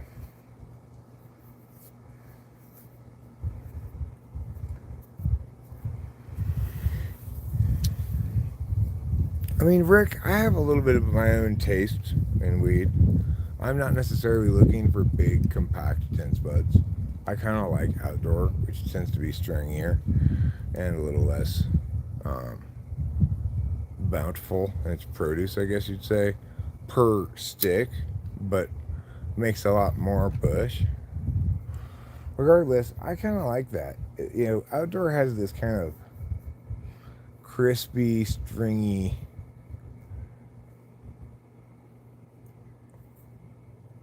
like the kind of weed you want to smoke outside. Don't you think so? Like, you feel like you want to smoke outdoor weed outside. Yeah, everyone's got their own ways. I got my way, which is pretty straightforward. I do top them. I fertilize it twice. water it every day and just let it do its thing. And I tend it like I was just doing. Pick away the dying bits and stuff. Make sure it isn't directing energy pointlessly towards this leaf, but rather towards the bud itself. Just kind of feeling the vibe of the plant and doing what it says to do. What nature and the plants say to me when I'm looking at them. Like, I don't like the looks of this, or something.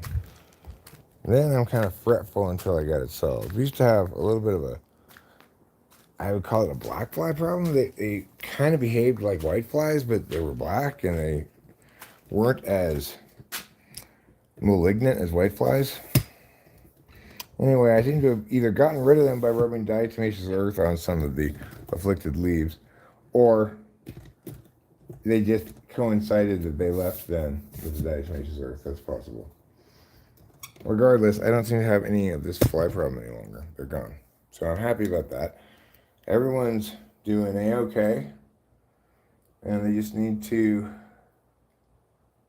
just gracefully slide into the end of their life cycle, because they're annuals. They're not perennials. So the noble marijuana plant, so verdant, vibrant, lush, so pleasing to the eye and touch. Well, 'tis a short-lived beauty, like the plucked rose, whose petals soon fall asunder. If it was a perennial, then it'd be like a tree or something, And instead of making buds the way it does, it maybe would have fruits that were buds. I mean, the thing is, buds really are fruits. They're where the seeds go. Yeah, it's a weed, it'll do its thing. It's an annual pretty cat. So, I'm probably not going to get any seeds. I might, in theory. It's like if someone around here somewhere has a male marijuana plant pop up earlier in the season when they were growing, and it made some flowers and the wind carried it, in theory I might get a seed or two out of all of that. We had like under 10 seeds total out of all of that weed. In theory, maybe, if everything goes right like that. But probably I will not, because nobody grows plants anymore that ever come out male, because you just buy feminized seeds. Where is Linden, California? I don't know. You tell me. Is it north of Los Angeles? You get the munchies working on the plants? No. I do think I'm going to get in the shower, though. I feel a little sweaty. I do feel reasonably well hydrated. I've been consuming sufficient liquids. That's good. I need to keep on drinking. Did you meow one of those? No, I didn't. Decided not to? Yeah. Cool.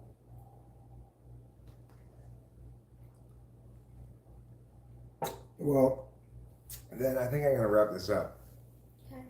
So that I can take a shower. I'm assuming you don't want to really take over, probably. It's like, I don't know what to talk about, but I don't know. I don't want to go at the same time. Well, it's not inconceivable that we could. Stream again later. Okay. Okay. So we're going to say goodbye for now. Thanks for being here. We love you all. Don't forget to eat plenty of cheese.